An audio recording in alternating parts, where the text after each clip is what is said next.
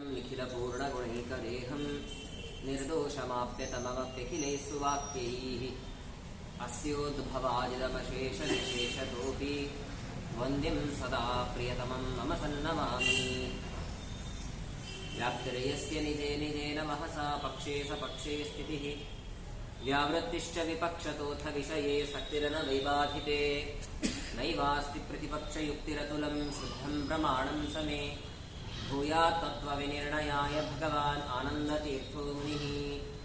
यं प्रौरजन्तमनुपेतमपेतकृत्यं द्वैपायनो विरहकातुर आजुहाव पुत्रेति तन्मयतयातरभूपिनेदुः तं सर्वभूतहृदयं मुनिमानतोऽस्मि।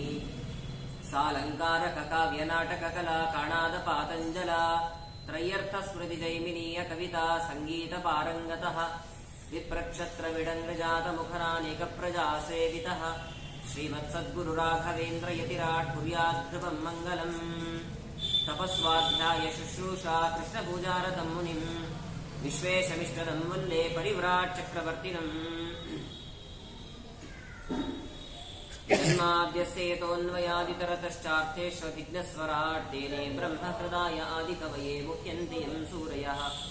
तेजो वारिमृदां यथा विनिमयो यत्र त्रिसर्गो मृषा धाम्ना स्वेन सदा निरस्तकुहकं सत्यं परं धीमहि।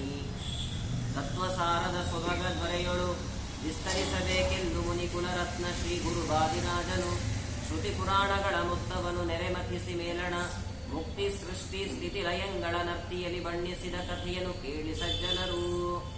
ನಿಷ್ಕಳಂಕ ಚಂದ್ರವದನ ಶುಕ್ಲವಸನ ಲಕ್ಷ ಶಶಿವರ್ಣ ಪ್ರಸನ್ನ ನಾಲ್ಕು ತೋಳಿನ ವಿಷ್ಣು ನಮ್ಮ ವಿಘ್ನಗಳ ಧಕ್ಕನೆ ವರೆಸಿ ರಕ್ಷಿಸಲಿ. ಶುಕ್ಲಾಂಬರಧರಂ ವಿಷ್ಣುಂ ಶಶಿವರ್ಣಂ ಚತುರ್ಭುಜಂ ಪ್ರಸನ್ನವದನಂ ಧ್ಯಾಯೇತ್ ಸರ್ವವಿಘ್ನೋಪಶಾಂತಯೇ. ನಾರಾಯಣಂ ನಮಸ್ಕೃತ್ಯ ನರಂ ಚೈವ ನರೋತ್ತಮಂ ದೇವೀಂ ಸರಸ್ವತೀಂ ವ್ಯಾಸಂ ತತೋ ಜಯಮುದೀರಯೇತ್. ಸ್ವಸ್ತ್ಯಸ್ತು ಸತಾಂ ಅಶೇಷ ಸನ್ಮಂಗಲಾನಿ ಭವಂತು. ಸಮ್ಯಕ್ ಶ್ಲೋಕೈಕ ಶ್ರವಣ ಪಠನ ಮಾತ್ರೇಣ ವಕ್ತುಶ್ಚ ಶ್ರೋತॄಣಾಂ ನಿಖಿಲಕಲಿಕತಕಲ್ಮಷಾಪನೋದನ ಪಟುತರೆ ಧರ್ಮಾಧಿಖಿಲ ಪುರುಷಾರ್ಥ ಸಾಧಿನಿ ಭೂತೆ ವೈಕುಂಠವರ್ಣನೆ ಅದ್ಯ ಕಥಾನುವಾದೆ ಸರಿ ಕಿಂಚಿತ್ ಪೂರ್ವಕಥಾನುವಾದಃ. ಶ್ರೀ ಗುರುಭ್ಯೋ ನಮಃ. ಹರಿ ಓಂ. ವಾದಿರಾಜರ ಸ್ವತಂತ್ರ ಕೃತಿಯಾಗಿರತಕ್ಕಂಥ ವೈಕುಂಠ ವರ್ಣನೆಯನ್ನು ಶ್ರವಣ ಮಾಡ್ತಾ ಬಂದಿದ್ದೇವೆ. ನಿನ್ನೆ ದಿನ ವಿಶೇಷವಾಗಿ ಆರಂಭದಲ್ಲಿ ಮಂಗಳಾಚರಣೆಯ ಪದ್ಯವನ್ನು ಗಮನಿಸಿದ್ದೇವೆ. ನಿಜವಾಗ್ಲೂ ವಿಘ್ನವನ್ನು ಪರಿಹಾರ ಮಾಡುವಂತಹ ಸ್ವಾಮಿ ಅಂತಂದ್ರೆ ಗಣಪತ್ಯಂತರ್ಗತ ವಿಶ್ವಂಬರೂಪಿ ಪರಮಾತ್ಮ, ವಿಷ್ಣು ನಾಮಕನಾಗಿರ್ತಕ್ಕಂಥ ಪರಮಾತ್ಮ ವಿಘ್ನಗಳನ್ನು ಘಕ್ಕನೆ ವರೆಸಿ ಎಲ್ಲ ವಿಘ್ನಗಳನ್ನು ದೂರ ಮಾಡಲಿ ಅಂತ ಪ್ರಾರ್ಥನೆಯನ್ನು ಮಾಡಿದರು. ಅದಾದ ನಂತರದಲ್ಲಿ ತಾರತಮ್ಯ ಕ್ರಮಾನುಸಾರವಾಗಿ ನಾರಾಯಣನದ್ದೇ ಒಂದು ರೂಪವಾಗಿರತಕ್ಕಂತಹ ವ್ಯಾಸರಿಗೆ ನಮಸ್ಕಾರ, ಲಕ್ಷ್ಮೀದೇವಿ, ಮುಖ್ಯ ಪ್ರಾಣದೇವರು, ಬ್ರಹ್ಮಾದಿ ದೇವತೆಗಳು ಎಲ್ಲರನ್ನ ತಾರತಮ್ಯ ಕ್ರಮಾನುಸಾರವಾಗಿ ನಮಸ್ಕಾರವನ್ನು ಮಾಡ್ತಕ್ಕಂಥವರಾಗಿದ್ದಾರೆ ರಾಜರು. ಅದಾದ ಮೇಲೆ ಪ್ರಧಾನವಾಗಿ ಲಕ್ಷ್ಮೀನಾರಾಯಣರನ್ನ ಎಲ್ಲರೂ ಸ್ಮರಣೆ ಮಾಡಬೇಕು ಅಂತ ಭಾಗವತದಲ್ಲಿ ಬರುವಂತಹ ಒಂದು ಪ್ರಸಂಗವನ್ನು ನಿರೂಪಣೆ ಮಾಡಿದರು. ಸಮುದ್ರ ಮಥನವಾದ ನಂತರದಲ್ಲಿ ಲಕ್ಷ್ಮೀದೇವಿ ಅಜಿತನಾಮಕನಾದ ಪರಮಾತ್ಮನ ಬಳಿ ಹೋಗಿ ಪಾದದಲ್ಲಿರುವಂತಹ ಒಂದು ಧೂಳನ್ನ ಕಣವನ್ನ ಕೇಳ್ತಕ್ಕಂಥವಳಾದ್ರು. ಇಷ್ಟು ಸಾಕಲ್ವ ವಿಷ್ಣು ಸರ್ವೋತ್ತಮ ಅಂತ ಹೇಳಿಕ್ಕೆ ಬೇರೆ ಏನು ಬೇಕು ಅಂತ ಪ್ರಾರ್ಥನೆಯನ್ನು ಮಾಡಿದ್ದಾರೆ. ಅದಾದ ನಂತರದಲ್ಲಿ ಅವರಿಬ್ಬರ ವಿಶೇಷ ಅನುಗ್ರಹದಿಂದ ಅವತಾರವನ್ನು ಮಾಡಿರ್ತಕ್ಕಂತಹ ಮುಖ್ಯ ಪ್ರಾಣದೇವರದ್ದು ಕೂಡ 3 ಪ್ರಧಾನವಾದಂತಹ ಅವತಾರಗಳನ್ನು ಸ್ಮರಣೆ ಮಾಡಿದ್ದಾರೆ ರಾಜರು. ಹನುಮ, ಭೀಮ, ಮಧ್ವರು. ಯೋಷಣಃ ಜನಯಂತ ಯೋಷಣಃ ಅನ್ನುವಂತಹ ವೇದದಲ್ಲಿ ಬರುವಂತಹ ಗಣಿತಾ ಸೂಕ್ತದಲ್ಲಿ ಬರುವಂತಹ ಮಂತ್ರವನ್ನ ಉದಾಹರಣೆಯನ್ನ ಕೊಟ್ಟರು. ಅಂದ್ರೆ ಯೋಷಿತ್ ಅಂದ್ರೆ ಸ್ತ್ರೀ ಅಂತ ಅರ್ಥ, ಒಬ್ಬಳು ಸ್ತ್ರೀ. ಯೋಷಣಃ ಅಂತ ಬಹುವಚನ ಇರೋದ್ರಿಂದಾಗಿ ತುಂಬಾ ಜನ ಸ್ತ್ರೀ. ಪ್ರಧಾನವಾಗಿ 3 ಲಕ್ಷ್ಮೀದೇವಿ ರೂಪ ಏನಿದೆ ಅಲ್ಲಿ ಅವತಾರವನ್ನು ಮಾಡಿರ್ತಕ್ಕಂಥವರಾಗಿದ್ದಾರೆ ಮುಖ್ಯ ಪ್ರಾಣದೇವರು ಅಂತ. ಆ ಮುಖ್ಯ ಪ್ರಾಣದೇವರ ಅನುಗ್ರಹವನ್ನು ಕೂಡ ಪ್ರಾರ್ಥನೆಯನ್ನು ಮಾಡ್ತಾ ಪ್ರಧಾನವಾಗಿ ಇರುವಂತಹ ಮೋಕ್ಷಗಳಲ್ಲಿ 3 ವಿಧವಾಗಿರ್ತಕ್ಕಂತಹ ಮೋಕ್ಷವನ್ನು ತಿಳಿಸಿಕೊಟ್ಟಿದ್ದಾರೆ. ಪರಮಾತ್ಮನಿಗೆ ಸಂಬಂಧಪಟ್ಟಂತಹ ಲೋಕಗಳು ಅದನ್ನು ಕೂಡ ನಿನ್ನೆ ದಿನ ಗಮನಿಸಿದ್ದೇವೆ. ಅನಂತಾಸನ, ಶ್ವೇತದ್ವೀಪ ಹಾಗೂ ವೈಕುಂಠ ಅಂತ. ಆ ವೈಕುಂಠ ಲೋಕ ಎಲ್ಲಿರುವಂಥದ್ದು, ಭೂಲೋಕದಿಂದ ಎಷ್ಟು ದೂರವಾಗತ್ತೆ ಅದನ್ನು ಕೂಡ ತಿಳಿಸಿಕೊಟ್ಟಿದ್ದಾರೆ ನಿನ್ನೆ ದಿನ, ಅದನ್ನು ಕೂಡ ಗಮನಿಸಿದ್ದೇವೆ. ಸತ್ಯಲೋಕಕ್ಕಿಂತ ಇನ್ನು ಮೇಲ್ಭಾಗದಲ್ಲಿ ಹೋದರೆ ಸಿಗುವಂತಹ ಲೋಕವೇನೆ ವೈಕುಂಠ ಲೋಕ ಅಂತ. ಆ ವೈಕುಂಠ ಲೋಕ ಇರೋದೆಷ್ಟು ಅಂದರೆ ಭೂಲೋಕದಿಂದ 16,25,00,000 ಯೋಜನೆ ವಿಸ್ತಾರವಾಗಿರುವಂಥದ್ದು. ಅದಾದ್ಮೇಲೆ ಅನಂತಾಸನ ತುಂಬಾ ಹತ್ತಿರದಲ್ಲಿರುವಂಥದ್ದು 1,00,000 ಯೋಜನೆ ವಿಸ್ತಾರವಾಗಿರುವಂಥದ್ದು ಅಂತ ತಿಳಿಸಿಕೊಟ್ರು. ಇನ್ನು ಶ್ವೇತದ್ವೀಪ 50,00,000 ಯೋಜನೆ ವಿಸ್ತಾರವಾಗಿರುವಂಥದ್ದು. ಇನ್ನು ಅನಂತಾಸನ ಎಲ್ಲಿ ಬರುತ್ತೆ ಅಂತ ತಿಳಿಸುವಾಗ ಮೇರು ಪರ್ವತದ ಉತ್ತರ ದಿಕ್ಕಿನಲ್ಲಿ ಬರುತ್ತೆ ಅಂತ ಪುರಾಣಗಳಲ್ಲಿ ದಾಖಲೆ ಮಾಡಿದ್ರು. ಪ್ರತೀಚೀಂ ದಿಶಮಾವಿಶತು. ಇನ್ ಕೆಲವರು ಹೇಳುವಾಗ ಪುರಾಣಗಳಲ್ಲಿ ಪ್ರತೀಚಿ ಅಂದ್ರೆ ಪಶ್ಚಿಮ ದಿಕ್ಕಿನಲ್ಲಿ ಬರುತ್ತೆ ಅಂತ. ನಿಜವಾಗ್ಲೂ ಎಲ್ಲಿ ಬರುತ್ತೆ ಹಾಗಿದ್ರೆ ಅಂತ ಜಿಜ್ಞಾಸೆ ಮೂಡಿತು. ಅದಕ್ಕೆ ರಾಜರು ಹೇಳಿದ್ರು, ಎರಡೂ ಅಲ್ಲ, ಎರಡರ ಮಧ್ಯಭಾಗದಲ್ಲಿರುವಂಥದ್ದು. ಎರಡೂ ಅಲ್ಲ ಅಂದ್ರೆ ಎರಡೂ ಹೌದು ಅಂತಲೂ ಕೂಡ ಇಟ್ಕೊಳ್ಬೇಕು. ಪುರಾಣಗಳಲ್ಲಿ ಬರುವಂತಹ ಎಲ್ಲಾ ಮಾತುಗಳು ಕೂಡ ಸತ್ಯವೇ ಆಗಿರುತ್ತೆ, ಅಕ್ಷರಶಃ ಸತ್ಯ. ಉತ್ತರ ದಿಕ್ಕಿಗೂ ಸಂಬಂಧಪಟ್ಟಿರುವಂತಹದ್ದು, ಪಶ್ಚಿಮ ದಿಕ್ಕಿಗೂ ಸಂಬಂಧಪಟ್ಟಿರುವಂತಹ ಮಧ್ಯದಲ್ಲಿರುವಂತಹ ಲೋಕದ ದಿಕ್ಕು ಇದನ್ನು ವಾಯವ್ಯ ಅಂತ ನಾವು ವ್ಯವಹಾರವನ್ನು ಮಾಡ್ತೇವೆ. ಆ ವಾಯವ್ಯ ದಿಕ್ಕಿಗೆ ನಾವು ಪ್ರಯಾಣವನ್ನು ಮಾಡಿದ್ರೆ ನಮಗೆ 1,00,000 ಯೋಜನ ದಾಟಿದ ನಂತರದಲ್ಲಿ ಅನಂತಾಸನ ಲೋಕ ಸಿಗುವಂಥದ್ದು ಅಂತ ಎಲ್ಲ ವಿಚಾರಗಳನ್ನು ಕೂಡ ನಿನ್ನೆ ದಿನ ನಾವು ಶ್ರವಣ ಮಾಡಿದ್ದೇವೆ. ಇದಾದ ಮೇಲೆ ನಮಗೆ ಅನೇಕ ಪ್ರಶ್ನೆಗಳು ಬರುತ್ತೆ. ಏನು ಪ್ರಶ್ನೆಗಳು ಬರುತ್ತೆ? ಪುರಾಣಗಳಲ್ಲಿರುವಂತಹ ಅನೇಕ ಪ್ರಶ್ನೆಗಳನ್ನು ತೆಗೆದುಕೊಳ್ತಾರೆ.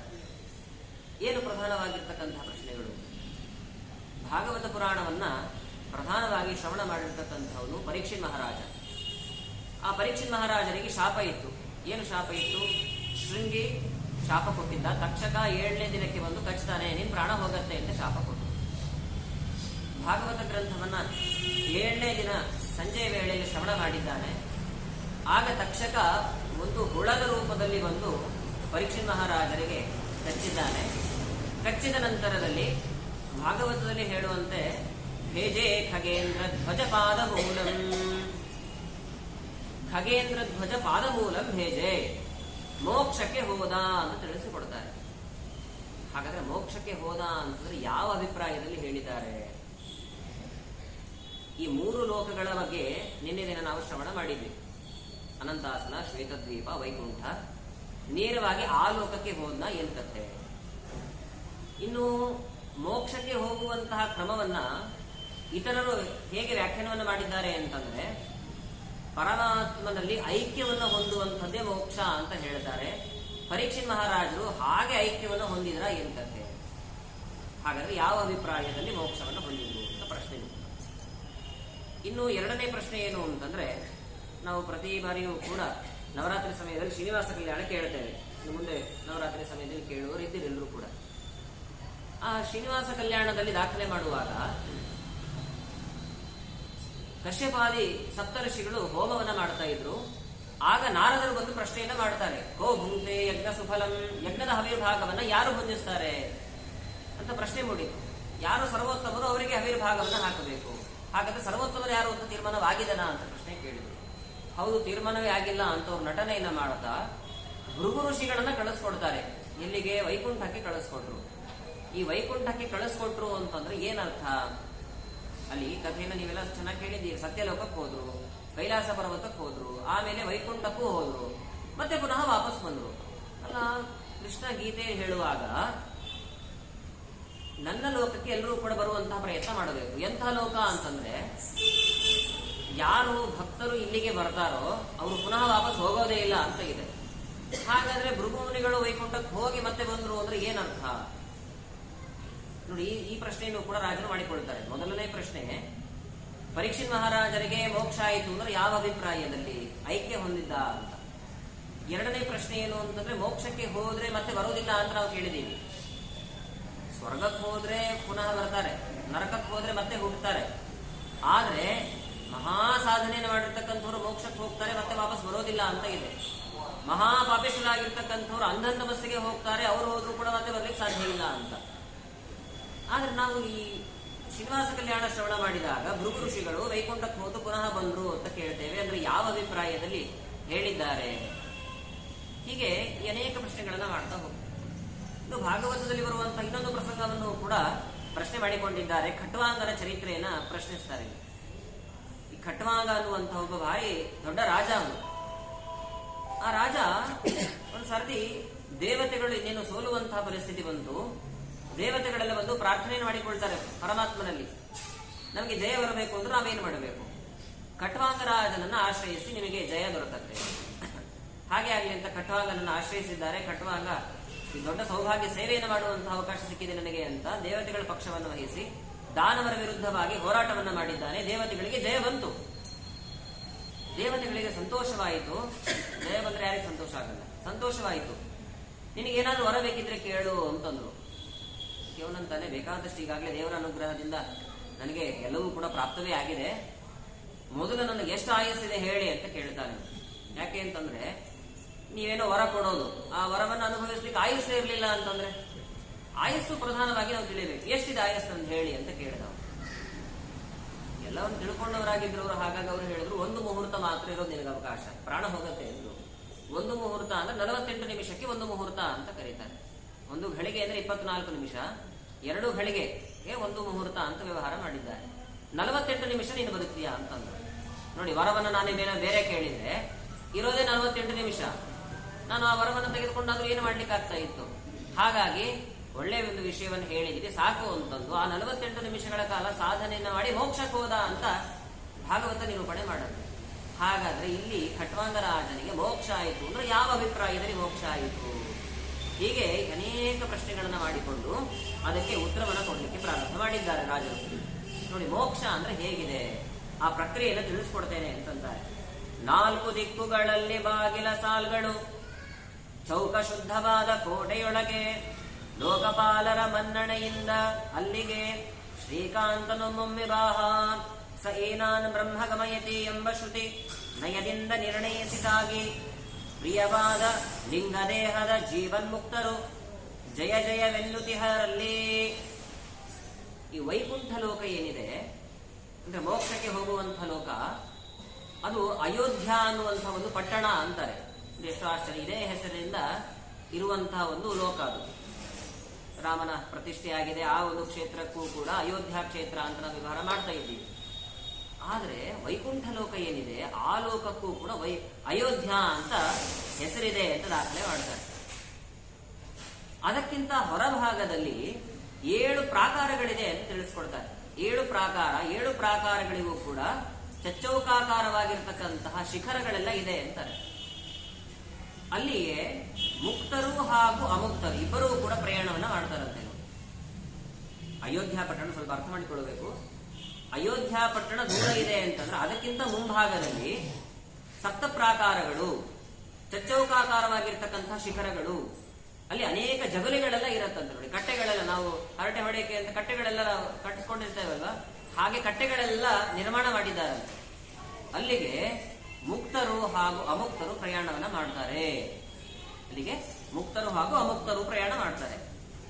ಮುಕ್ತರನ್ನಾಗುವಾಗ ಮುಖ್ಯ ಪ್ರಾಣದೇವರು ಸ ಏನಾನ್ ಬ್ರಹ್ಮ ಗಮಯತಿ ವೇದ ಹೇಳ್ತಾ ಇದೆ. ಆ ಮುಕ್ತರೇನಾಗಿರ್ತಾರೆ, ಆ ಮುಕ್ತರನ್ನ ಮುಖ್ಯ ಪ್ರಾಣದೇವರು ನೇರವಾಗಿ ಬ್ರಹ್ಮದೇವರ ಬಳಿ ಕರ್ಕೊಂಡು ಹೋಗ್ತಾರೆ. ಬ್ರಹ್ಮದೇವರು ಅಂತಂದ್ರೆ ಚತುರ್ಮುಖ ಬ್ರಹ್ಮದೇವರಲ್ಲ, ಪರಬ್ರಹ್ಮ ಶಬ್ದವಾಚನಾಗಿರ್ತಕ್ಕಂಥವನು ಪರಮಾತ್ಮ ಅಂತ ಅರ್ಥ ಮಾಡ್ಕೊಳ್ಬೇಕು. ನೇರವಾಗಿ ಪರಮಾತ್ಮನ ಬಳಿ ಮುಖ್ಯ ಪ್ರಾಣದೇವರು ಕರ್ಕೊಂಡು ಹೋಗ್ತಾರೆ. ಯಾರನ್ನ? ಯಾರು ಮುಕ್ತರಾಗಿರ್ತಾರೋ ಅವರನ್ನ. ಇನ್ನು ಯಾರು ಅಮುಕ್ತರಾಗಿದ್ದಾರೋ ಅವರನ್ನ ಚತುರ್ಮುಖ ಬ್ರಹ್ಮದೇವರ ಬಳಿ ಕರ್ಕೊಂಡು ಹೋಗ್ತಾರೆ ಹೊರತು ನೇರವಾಗಿ ಪರಮಾತ್ಮನ ಬಳಿ ಕರ್ಕೊಂಡು ಹೋಗೋದಿಲ್ಲ ಮುಖ್ಯ ಪ್ರಾಣದೇವರು. ಅವರಿಗೆ ಮತ್ತೆ ದೇವರ ದರ್ಶನ ಹೇಗಾಗಬೇಕು ಅಂತಂದ್ರೆ, ಅವರು ಈ 7 ಪ್ರಾಕಾರಗಳು ಅಂತ ಏನಿದೆ ಆ ಪ್ರಾಕಾರದಲ್ಲಿ ವಾಸ ಮಾಡಿರ್ಬೇಕು.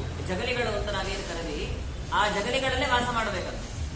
ಆ ಜಗಲಿಗಳಲ್ಲಿ ವಾಸ ಮಾಡ್ತಾ ಇದ್ದಾಗ ಪರಮಾತ್ಮ ಇವರನ್ನ ಭೇಟಿಯಾಗಬೇಕು ಅಂತ ಬರ್ತಾರಂತೆ. ನೋಡಿ, ಅಮುಕ್ತರನ್ನ ಭೇಟಿಯಾಗಬೇಕು ಅಂತ ಬರ್ತಾನೆ. ಈಗ ಸ್ವಾಮಿಗಳು ಹೊರಗಡೆ ಭಕ್ತರೆಲ್ಲ ಇದ್ದಾರೆ ಅಂತ ಭಕ್ತರಿಗೆ ದರ್ಶನ ಕೊಡಬೇಕು ಅಂತ ಬರ್ತಾ ಇರ್ತಾರೆ ನೋಡಿ. ಹಾಗೆ ಅಮುಕ್ತರನ್ನ ಭೇಟಿಯಾಗಬೇಕು ಅಂತ ಪರಮಾತ್ಮ ಅವಾಗವಾಗ ಬಂದು ಹೋಗ್ತಾನೆ. ಯಾವಾಗ ದೇವರು ಬರ್ತಾನೋ ಆಗ ಈ ಅಮುಕ್ತರೆಲ್ಲ ಏನಿದ್ದಾರೆ ಅವರು ಪರಮಾತ್ಮನನ್ನ ಚೆನ್ನಾಗಿ ವೇದಘೋಷಗಳಿಂದ ಸ್ತೋತ್ರ ಮಾಡ್ತಾರೆ, ಜಯಕಾರ ಹಾಕ್ತಾರೆ ಅಂತ ಹೇಳ್ತಾ ಇದ್ದಾರೆ.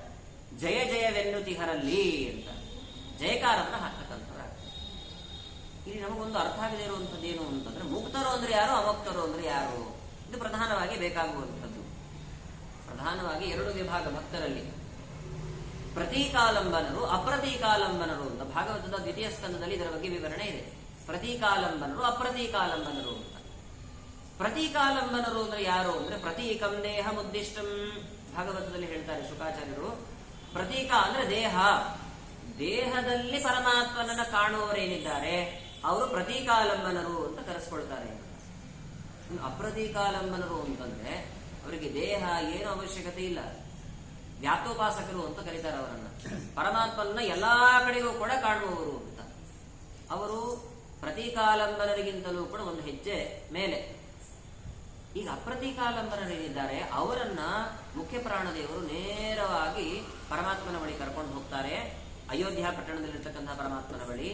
ಇನ್ನು ಅಮುಕ್ತರೇನಿದ್ದಾರೆ, ಪ್ರತೀಕಾಲಂಬನರೇನಿದ್ದಾರೆ ಅವರನ್ನ ಬ್ರಹ್ಮದೇವರ ಬಳಿ ಕರ್ಕೊಂಡು ಹೋಗ್ತಾರೆ. ಪರಮಾತ್ಮನ ದರ್ಶನ ಆಗೋದು ಹೇಗೆ ಅಂತಂದ್ರೆ ಹೊರಗಡೆಯಿಂದ ಪರಮಾತ್ಮನೇ ಅವರ ಭೇಟಿಗೆ ಅಂತ ಬರ್ತಾನೆ ಅಂತ ಹೀಗೆ ನಿರೂಪಣೆಯನ್ನ ಮಾಡಿದ್ದಾರೆ. ಎಷ್ಟು ವಿಷಯಗಳನ್ನ ತಿಳಿಸಿಕೊಡ್ತಾರೆ. ಇನ್ನು ಅಯೋಧ್ಯ ಪಟ್ಟಣಕ್ಕೆ ಹೋಗುವಂತಹ ದಾರಿಯಲ್ಲಿ ಯಾರು ಮುಕ್ತರಿದ್ದಾರೋ ಅವರಿಗೆ ಒಂದು ವಿರಜಾ ನದಿ ಅಂತ ಒಂದು ನದಿ ಬರುತ್ತೆ. ಆ ನದಿಯಲ್ಲಿ ಮುಳುಗಿ ಸ್ನಾನವನ್ನು ಮಾಡಬೇಕು.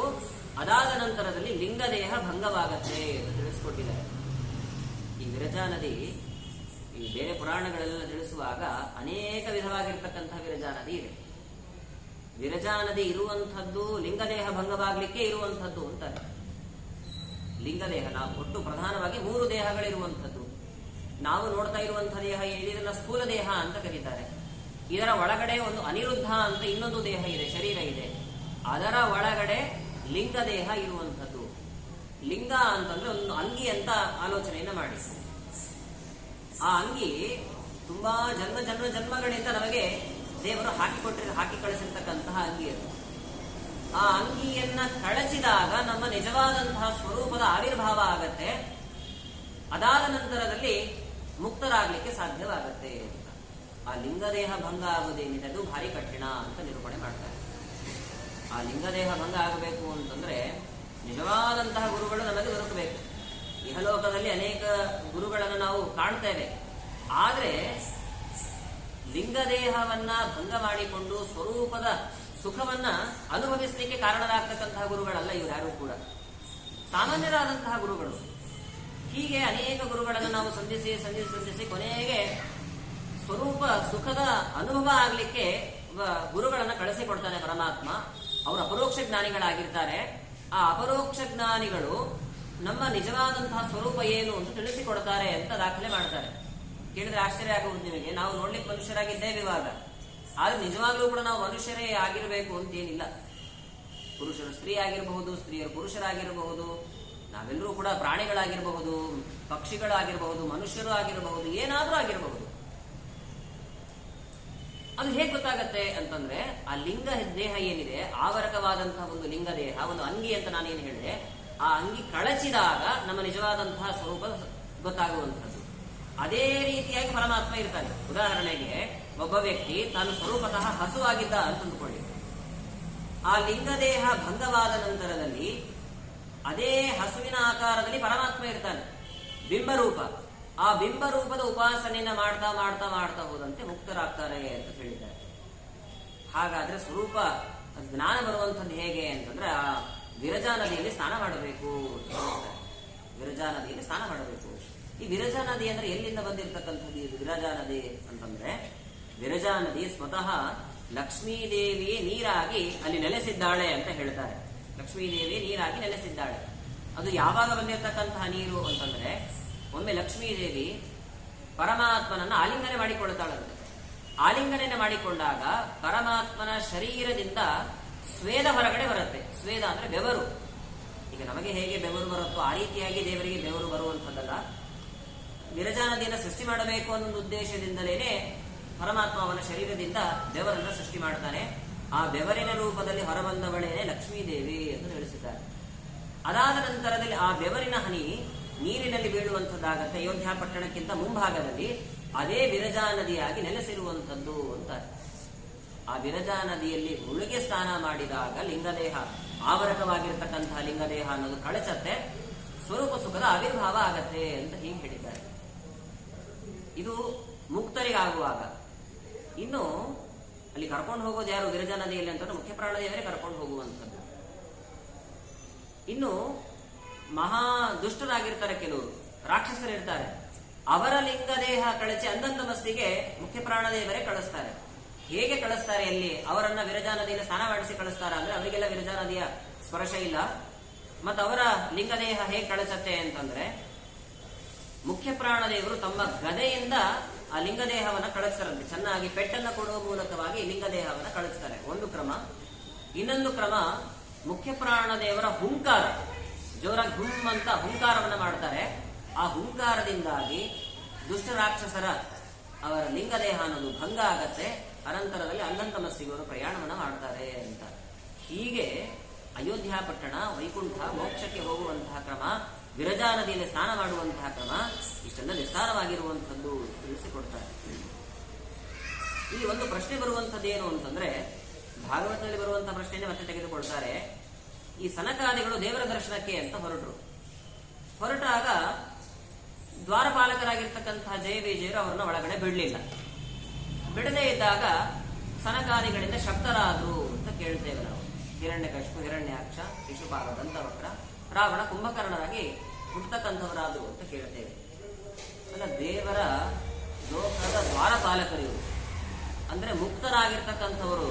ದೇವರ ಒಂದು ಅಯೋಧ್ಯ ಪಟ್ಟಣಕ್ಕೆ ದ್ವಾರಪಾಲಕರಾಗಿರ್ತಕ್ಕಂಥವರು. ಅಲ್ಲಿ ಇರ್ತಕ್ಕಂಥವರಿಗೂ ಕೂಡ ಅಜ್ಞಾನ ಬರುವಂಥದ್ದು ಅಥವಾ ಸನಕಾದಿಗಳಿಂದ ಶಕ್ತರಾಗುವಂಥದ್ದು ಅಲ್ಲಿಯೂ ಕೂಡ ಸಾಧ್ಯವಾಗತ್ತ? ಇಷ್ಟೆಲ್ಲ ದೋಷಗಳೆಲ್ಲ ಅಲ್ಲಿಯೂ ಕೂಡ ಯೋಗವಿರತ್ತಾ ಅಂತ ಕೇಳಿದ್ರೆ, ಆಗ ರಾಜರು ಹೇಳುವಂಥದ್ದು, ಈ ಜಯ ವಿಜಯರಿಗೇನು ಶಾಪ ಬಂತು, ಆ ಶಾಪ ಈ ಸಪ್ತ ಪ್ರಾಕಾರಗಳು ಅಂತ ಏನ್ ಹೇಳುವ ಅಯೋಧ್ಯ ಪಟ್ಟಣದ ದ್ವಾರಪಾಲಕರಾಗಿದ್ದದ್ದಲ್ಲ ಅಂತಂತಾರೆ. ಈ ಸಪ್ತ ಪ್ರಾಕಾರಗಳನ್ನ ಏನು ಹೇಳಿದ್ರು, ಅಮುಕ್ತರು ಅಮುಕ್ತರೆಲ್ಲ ಹೋಗ್ತಕ್ಕಂತಹ ಜಾಗ ಏನಿದೆ, ಅಲ್ಲಿರುವಂತಹ ಬಾಗಿಲನ್ನ ದ್ವಾರಪಾಲಕರೇ ಮಾಡ್ತಕ್ಕಂಥವ್ರು ಇವರು ಅಂತ. ನೇರವಾಗಿ ಅಯೋಧ್ಯ ಪಟ್ಟಣ ದ್ವಾರಪಾಲಕರಾಗಿರ್ತಕ್ಕಂಥವರಿಗೆ ಇಷ್ಟೆಲ್ಲ ದೋಷಗಳೆಲ್ಲ ಹೇಗೆ ಬರ್ಲಿಕ್ಕೆ ಸಾಧ್ಯ ಅಂತ ಪ್ರಶ್ನೆ ಬರುತ್ತೆ. ಹಾಗಾಗಿ ಆ ಪ್ರಶ್ನೆಗೆ ಅವಕಾಶ ಇಲ್ಲ. ಯಾಕಿಲ್ಲ ಅಂತಂದ್ರೆ, ಈ ಸಪ್ತ ಪ್ರಾಕಾರಗಳೆಲ್ಲ ಏನಿದೆ, ಸಪ್ತ ಪ್ರಾಕಾರಗಳನ್ನು ನೋಡಿಕೊಳ್ತಕ್ಕಂಥವರಾಗಿದ್ದಾರೆ, ಅದರಿಂದಾಗಿ ಅಂತ ತಿಳಿಸಿಕೊಡ್ತಕ್ಕಂಥವರಾದ್ರು. ಹೀಗೆ ಮುಕ್ತರಾಗಬೇಕು ಅಂತಂದ್ರೆ ವಿರಜಾ ನದಿಯಲ್ಲಿ ಸ್ನಾನಾದಿಗಳನ್ನೆಲ್ಲ ಮಾಡಿಕೊಂಡು ಮುಕ್ತರಾಗಬೇಕು. ಹಾಗಾದ್ರೆ ಮೋಕ್ಷ ಪ್ರಧಾನವಾಗಿ 3 ಲೋಕ ಇದೆ ಅಂತ ತಿಳಿಸಿಕೊಟ್ರು. ಮುಕ್ತರು ಅಮುಕ್ತರು ಅಂತ 2 ವಿಭಾಗ ಇದೆ ಅಂತ ಕೂಡ ತಿಳಿಸಿಕೊಟ್ರು. ಈ ಮುಕ್ತರು ಹೋಗುವಂತಹ ಈ ಮೋಕ್ಷಗಳೆಲ್ಲ ಏನಿದೆ, ಮೋಕ್ಷದಲ್ಲಿ ಎಷ್ಟು ಪ್ರಕ್ರಿಯೆ ಇದೆ ಅಂತಂದ್ರೆ ಪ್ರಧಾನವಾಗಿ 4 ವಿಧವಾದಂತಹ ಮೋಕ್ಷ ಇದೆ ಅಂತ ರಾಜರು ತಿಳಿಸಿಕೊಡ್ತಾರೆ. ಸಾಯುಜ್ಯ, ಸಾಲೋಕ್ಯ, ಸಾಮೀಪ್ಯ, ಸಾರೋಪ್ಯ ಈ ಎಂದ ಚತುರ್ವಿಧ ಮುಕ್ತಿಯೊಳು ಹೇಯ ಲಿಂಗ ದೇಹ ಬೋಧ ಮೇಲವರವರ ಸ್ವಯೋಗ್ಯತೆಯಿಂದೊಪ್ಪುವರುಗಡ. 4 ಪ್ರಧಾನವಾದಂತಹ ಮೋಕ್ಷ ಇದೆ ಅಂತ ನೋಡಿ. ಸಾಯುಜ್ಯ ಮೋಕ್ಷ, ಸಾಲೋಕ್ಯ ಮೋಕ್ಷ, ಸಾಮೀಪ್ಯ ಮೋಕ್ಷ, ಸಾರೂಪ್ಯ ಮೋಕ್ಷ ಅಂತ ಒಂದೊಂದು ತಾರತಮ್ಯ ಕ್ರಮಾನುಸಾರವಾಗಿ ಮೇಲಿಂದ ಕೆಳಗಡೆ ಬರುವಂತಹದ್ದು. ಈ ಸಾಯುಜ್ಯ ಮೋಕ್ಷ ಏನಿದೆ, ಈ ಸಾಯುಜ್ಯ ಮೋಕ್ಷ ತುಂಬಾ ಯೋಗ್ಯರಾಗಿರ್ತಕ್ಕಂತಹ ದೇವತೆಗಳಿಗೆ ಮಾತ್ರ ಸಿಗುವಂಥದ್ದು ಹೊರತು ಎಲ್ಲರಿಗೂ ಕೂಡ ಸಿಗುವಂಥದ್ದಲ್ಲ. ಸಾಯುಜ್ಯ ಇದರ ಅಭಿಪ್ರಾಯ ಏನು ಅಂತಂದ್ರೆ, ದೇವರ ಶರೀರದ ಒಳಗಡೆನೆ ಸೇರಿ ಸ್ವರೂಪ ಸುಖದ ಅನುಭವವನ್ನ ಪಡೆಯುವಂಥದ್ದು ಅಂತ. ಇದನ್ನ ಸಾಯುಜ್ಯ ಮೋಕ್ಷ ಅಂತ ಕರೀತಾರೆ. ಇನ್ನು ಕೆಲವರು ಇದಕ್ಕೆ ಆಕ್ಷೇಪವನ್ನ ಮಾಡ್ತಾ ಏನು ಹೇಳಿದ್ದಾರೆ ಸಾಯುಜ್ಯ ಮೋಕ್ಷ ಅಂತಂದ್ರೆ, ಇಂದ್ರಾದಿ ದೇವತೆಗಳು ಅಥವಾ ಸೂರ್ಯಾದಿ ದೇವತೆಗಳು ದೇವರ ಶರೀರದಲ್ಲಿ ಐಕ್ಯವನ್ನು ಹೊಂದುತ್ತಾರೆ, ಇದೇ ಮೋಕ್ಷ ಅಂತ ತಿಳಿಸಿಕೊಟ್ಟಿದ್ದಾರೆ. ಅದಕ್ಕೆ ರಾಜರು ತುಂಬಾ ಚೆನ್ನಾಗಿ ಚಾಟು ಮಾತುಗಳನ್ನು ಆಡ್ತಕ್ಕಂಥವರಾಗ್ತಾರೆ. ಆ ಸಾಯುಜ್ಯ ಅನ್ನುವಂತ ಹೆಸರಿನಲ್ಲೇ ನಿಮಗೆ ಉತ್ತರ ಇದೆ, ನಿಮ್ಮ ಆಕ್ಷೇಪವೆಲ್ಲ ದೂರವಾಗಿ ಹೋಗ್ಬಿಡುತ್ತೆ ಅಂತಂತಾರೆ. ಏನು ಸಾಯುಜ್ಯ ಮೋಕ್ಷ ಅಂತಂದ್ರೆ, ಶ್ರೀಕಾಂತನಂಗವ ಮುಟ್ಟಿಕೊಂಡಿಪ್ಪುದೇ ಬೇಕಾದ ಸಾಯುಜ್ಯ ಮುಕ್ತಿ. ಈ ಕುಜನರೆಂಬೈಕ್ಯವ ಯುಜಿರ್ಯೋಗೆ ಎಂಬ ವ್ಯಾಕರಣೋಕ್ತಿ ಬಿಡಿಸಿತಲ್ಲ. ನೋಡಿ, ಮೋಕ್ಷ, ಸಾಯುಜ್ಯ ಮೋಕ್ಷ ಅಂದ್ರೆ ಏನರ್ಥ, ಅದಕ್ಕೆ ವ್ಯಾಖ್ಯಾನವನ್ನ ಮಾಡ್ತಾ ಇದ್ದಾರೆ. ಶ್ರೀಕಾಂತನಂಗವ ಮುಟ್ಟಿಕೊಂಡಿಪ್ಪುದೇ ಬೇಕಾದ ಸಾಯುಜ್ಯ ಮುಕ್ತಿ. ದೇವರಂಗವನ್ನ ಸದಾಕಾಲದಲ್ಲಿ ಸ್ಪರ್ಶಿಸಿ ಸುಖವನ್ನ ಪಡುವಂಥದ್ದೇನಿದೆ, ಇದೇ ಸಾಯುಜ್ಯ ಮುಕ್ತಿ. ಉದಾಹರಣೆಗೆ ಸೂರ್ಯ, ಚಂದ್ರ ದೇವರ ಕಣ್ಣುಗಳಲ್ಲಿ ಇದ್ದಾನೆ ಅಂತ ನಾವು ಕೇಳ್ತೇವೆ. ಕಣ್ಣುಗಳ ಒಳಗಡೆ ಇದ್ದೇನೆ ಸ್ವರೂಪ ಸುಖದ ಅನುಭವವನ್ನು ಮಾಡ್ತಾ ಮೋಕ್ಷವನ್ನ ಪಡೆಯುವುದು. ಪೂರ್ವ ಪಕ್ಷಿಗಳೇನು ಹೇಳ್ತಾರೆ ಅಂತಂದ್ರೆ, ಸೂರ್ಯ ಚಂದ್ರರು ದೇವರಲ್ಲಿ ಐಕ್ಯವನ್ನ ಹೊಂದಿ ಸುಖವನ್ನ ಅನುಭವಿಸಿದ್ರು. ಹಾಗಲ್ಲ, ಅಗ್ನಿದೇವರು, ಇಂದ್ರದೇವರು ಪರಮಾತ್ಮನ ಬಾಯಿಂದ ಬಂದದ್ದು ಅಂತ ಕೇಳ್ತೇವೆ ನಾವು. ಮುಖಾದಿಂದ್ರಶ್ಚ ಅಗ್ನಿಶ್ಚ, ಇಂದ್ರದೇವರು ಅಗ್ನಿದೇವರು ಪರಮಾತ್ಮನ ಬಾಯಿಂದ ಬಂದದ್ದು ಅಂತ. ಬಾಯಲ್ಲೇನೇ ಇದ್ದು ಮೋಕ್ಷವನ್ನು ಹೊಂದಿದ್ರು ಅಂದ್ರೆ ಏನರ್ಥ? ಐಕ್ಯವನ್ನು ಹೊಂದಿದ್ರು ಅಂತ ಪೂರ್ವ ಪಕ್ಷಿಗಳು ಹೇಳ್ತಾರೆ. ಹಾಗ ಅರ್ಥನೆ ಮಾಡಿಕೊಳ್ಳಬೇಡಿ ಅಂತ ಬೈತಾರೆ ರಾಜರು. ಸಾಯುಜ್ಯ ಅಂತ ಇದೆ. ಯುಜ್ಯ ಅನ್ನುವಂತಹ ಶಬ್ದ ಏನಿದೆ, ವ್ಯಾಕರಣದ ನಿಯಮದ ಪ್ರಕಾರ ಯುಜಿರ್ ಯೋಗೆ ಅಂತ ಧಾತು, ಯೋಗವಾಯಿತು ಅಂತ ಅರ್ಥ. ಉದಾಹರಣೆಗೆ ನೋಡಿ, 2 ಹಸ್ತಗಳ ಯೋಗವಾಯಿತು ಅಂದ್ರೆ ಏನರ್ಥ? ಐಕ್ಯ ಆಯಿತು ಅಂತ ಅರ್ಥನ. ಹಸ್ತ ಪುಸ್ತಕದ ಯೋಗವಾಯಿತು ಅಂತ ನಾನು ವ್ಯವಹಾರ ಮಾಡ್ತೀನಿ. ಪುಸ್ತಕ ಹಸ್ತ ಒಂದೇ ಆಯ್ತಾ ಹೇಳಿ? ಇಲ್ಲ, ಅದ್ರ ಜೊತೆ ಇತ್ತು, ಸ್ಪರ್ಶ ಆಯಿತು ಅಂತ ಹೇಗೆ ಅರ್ಥ ಮಾಡ್ತೇವೋ ಹಾಗೆ ಶ್ರೀಕಾಂತನ ಅಂಗವನ್ನ ಸದಾಕಾಲದಲ್ಲಿ ಸ್ಪರ್ಶಿಸ್ತಾ ಇರ್ತಾರೆ. ಇದೇ ಅವರಿಗಾಗುವಂತಹ ಮೋಕ್ಷ ಅಂತ ಅರ್ಥ ಮಾಡ್ಕೊಳ್ಬೇಕು. ಸಾಯುಜ್ಯ ಮೋಕ್ಷ ಅಂತ ಈ ಅಭಿಪ್ರಾಯದಲ್ಲಿ ಹೊರತು ಐಕ್ಯವನ್ನು ಹೊಂದಿದ್ರು ಅಂತ ಹಾಗೆ ಅರ್ಥ ಮಾಡ್ಕೊಳ್ಬಾರ್ದು. ತತ್ವಪ್ರಕಾಶಿಕದಲ್ಲಿ ಇದೇ ತರಹದ ಒಂದು ಪ್ರಸಂಗವನ್ನ ತೆಗೆದುಕೊಳ್ತಾರೆ. ಯಾರೋ ಐಕ್ಯವಾದಿಗಳಿದ್ದಾರೆ, ಜೀವಬ್ರಹ್ಮರಿಗೆ ಐಕ್ಯ ಇದೆ, ನಾನು ದೇವರು ಒಂದೇ ಅನ್ನೋದಕ್ಕೆ ಅವರು ಏನೇನೋ ಪ್ರಯತ್ನ ಪಟ್ಟಿದ್ದಾರೆ. ಯಾವ ಪ್ರಯತ್ನಗಳಿಗೂ ಕೂಡ ಸರಿಯಾದಂತಹ ಉತ್ತರ ಸಿಗ್ಲಿಲ್ಲ ಅವರಿಗೆ. ಕೊನೆಗೆ ಅವ್ರು ಏನ್ ತೆಗೆದುಕೊಂಡ್ರು ಅಂತಂದ್ರೆ ನೀರಿನ ದೃಷ್ಟಾಂತವನ್ನ ತೆಗೆದುಕೊಳ್ತಾರೆ. ಉದಕಂತೂದಕೆ ಸಿಕ್ತನ್, 2 ಲೋಟ ನೀರನ್ನು ತೆಗೆದುಕೊಳ್ಬೇಕು. ಒಂದು ಜೀವ, ಇನ್ನೊಂದು ಬ್ರಹ್ಮ. ಮಿಶ್ರಣ ಮಾಡಿದಾಗ ಏನಾಯ್ತು? ನೀರು ಒಂದೇ ಆಯ್ತು ಇಲ್ವೋ? ಒಂದೇ ಆಯ್ತು. ಒಂದೇ ಆಗಿರೋದ್ರಿಂದಾಗಿ ಹೇಗೆ ಒಂದೇ ಆಯಿತೋ ಹಾಗೆ ಜೀವ ಬ್ರಹ್ಮರು ಅಜ್ಞಾನದಿಂದಾಗಿ ಏನು ದೂರ ದೂರ ಇರ್ತಾರೆ, ಭೇದ ಇರತ್ತೆ. ಆ ಅಜ್ಞಾನ ಕಳಚಿದಾಗ ನಾನು ದೇವರು ಒಂದೇ ಎನ್ನುವಂತಹ ಜ್ಞಾನ ಬರುತ್ತೆ, ಐಕ್ಯ ಹೊಂದುತ್ತೇವೆ ಅಂತ ಉತ್ತರವನ್ನ ಕೊಟ್ಟಿದ್ದಾರೆ. ಇದಕ್ಕೆ ಅವರು ಕೊಟ್ಟಿರುವಂತಹ ದೃಷ್ಟಾಂತವನ್ನೇ ತೆಗೆದುಕೊಂಡು ಟೀಕಾಚಾರ್ಯರು ಖಂಡನೆಯನ್ನು ಮಾಡ್ತಾರೆ. ಉದಕಂತೂದಕೆ ಸಿಕ್ತಂ ಯಥೋ ವೃದ್ಧಿ ಪ್ರದರ್ಶ್ಯತೆ. ನೀರಿನ ಜೊತೆಗೆ ನೀರು ಮಿಶ್ರಣವಾದಾಗ ಐಕ್ಯ ಆಯಿತು ಅಂತ ಯಾರು ಹೇಳಿದ್ರು ನಿಮಗೆ ಅಂತ ಕೇಳ್ತಾರೆ. ಐಕ್ಯವಾಗ್ಲೇ ಇಲ್ಲ. ಅಲ್ಲಿ ಐಕ್ಯವಾಗಿತ್ತು ಅಂತಂದ್ರೆ ಎಷ್ಟಿರ್ಬೇಕಿತ್ತು ಅಷ್ಟೇ ಇರಬೇಕಿತ್ತು. 2 ಲೋಟದ ನೀರನ್ನ ತೆಗೆದುಕೊಂಡ್ರೆ ಮಿಶ್ರಣ ಮಾಡಿದಾಗ 1 ಲೋಟದಲ್ಲಿ ಎಷ್ಟಿತ್ತು ಅಷ್ಟೇ ಇರಬೇಕಿತ್ತು ನೀರು, ಅಷ್ಟೇ ಉಳಿತಾ. ಹೇಳಿ ಐಕ್ಯ ಅಂದ್ರೆ ಏನರ್ಥ? ಪರಿಪೂರ್ಣವಾಗಿ ಒಂದಾಗಿರುವಂತದ್ದು. ಹಾಗಾಗ್ಲಿಲ್ಲ. ಯಥೋ ವೃದ್ಧಿ ಪ್ರದರ್ಶ್ಯತೆ, ವೃದ್ಧಿ ಆಯ್ತೋ ಇಲ್ವೋ? ಅದರಿಂದ ಏನರ್ಥ ಆಗತ್ತೆ? ಐಕ್ಯ ಇಲ್ಲ ಅಲ್ಲಿ ಅಂತ ಅರ್ಥ ಆಗತ್ತೋ ಇಲ್ವೋ? ಹಾಗೆ ಇಲ್ಲೂ ಕೂಡ ಅರ್ಥವನ್ನು ಮಾಡಿಕೊಳ್ಳಬೇಕು. ಸಾಯುಜ್ಯ ಮೋಕ್ಷ ಅಂದ್ರೆ ಏನರ್ಥ? ದೇವತೆಗಳು ಪರಮಾತ್ಮರ ಅಂಗದಲ್ಲಿದ್ದು ಸ್ಪರ್ಶಾದಿಗಳನ್ನ ಮಾಡ್ತಾ ತಮ್ಮ ಸ್ವರೂಪ ಸುಖದ ಅನುಭವವನ್ನ ಅಲ್ಲಿ ಅನುಭವಿಸ್ತಕ್ಕಂಥವರಾಗ್ತಾರೆ. ಇದೇ ಅವರಿಗೆ ಸಿಗುವಂತಹ ಮೋಕ್ಷ ಅಂತ. ಇದು ದೇವತೆಗಳಿಗೆ ಮಾತ್ರ ಸಿಗುವಂಥದ್ದು, ಎಲ್ಲರೂ ಕೂಡ ಸಿಗುವುದಿಲ್ಲ. ಇದು ಸಾಯುಜ್ಯ ಮೋಕ್ಷ ಅಂತ ಈ ಕ್ರಮ ಅಂತ. ಇನ್ನು 2ನೇ ಮೋಕ್ಷ ಅಂದ್ರೆ ಸಾಲೋಕ್ಯ ಮೋಕ್ಷ ಅಂತ. ಈ ಸಾಲೋಕ್ಯ ಮೋಕ್ಷ ಅಂದ್ರೆ ಏನರ್ಥ? ಸಾಲೋಕ್ಯ ಹರಿಯ ಲೋಕದೊಳೆಪ್ಪುದು, ಆಲೋಕದ ಹತ್ತಿರ ಸುತ್ತಮುತ್ತ ಪಾಲಸಾಗರದಲ್ಲಿ ಸುಖಿಸುವ ಜೀವರ ಪಾಲಿಗೆ ಸಾಮೀಪ್ಯ ಮುಕ್ತಿ ಕಾಣಿರು.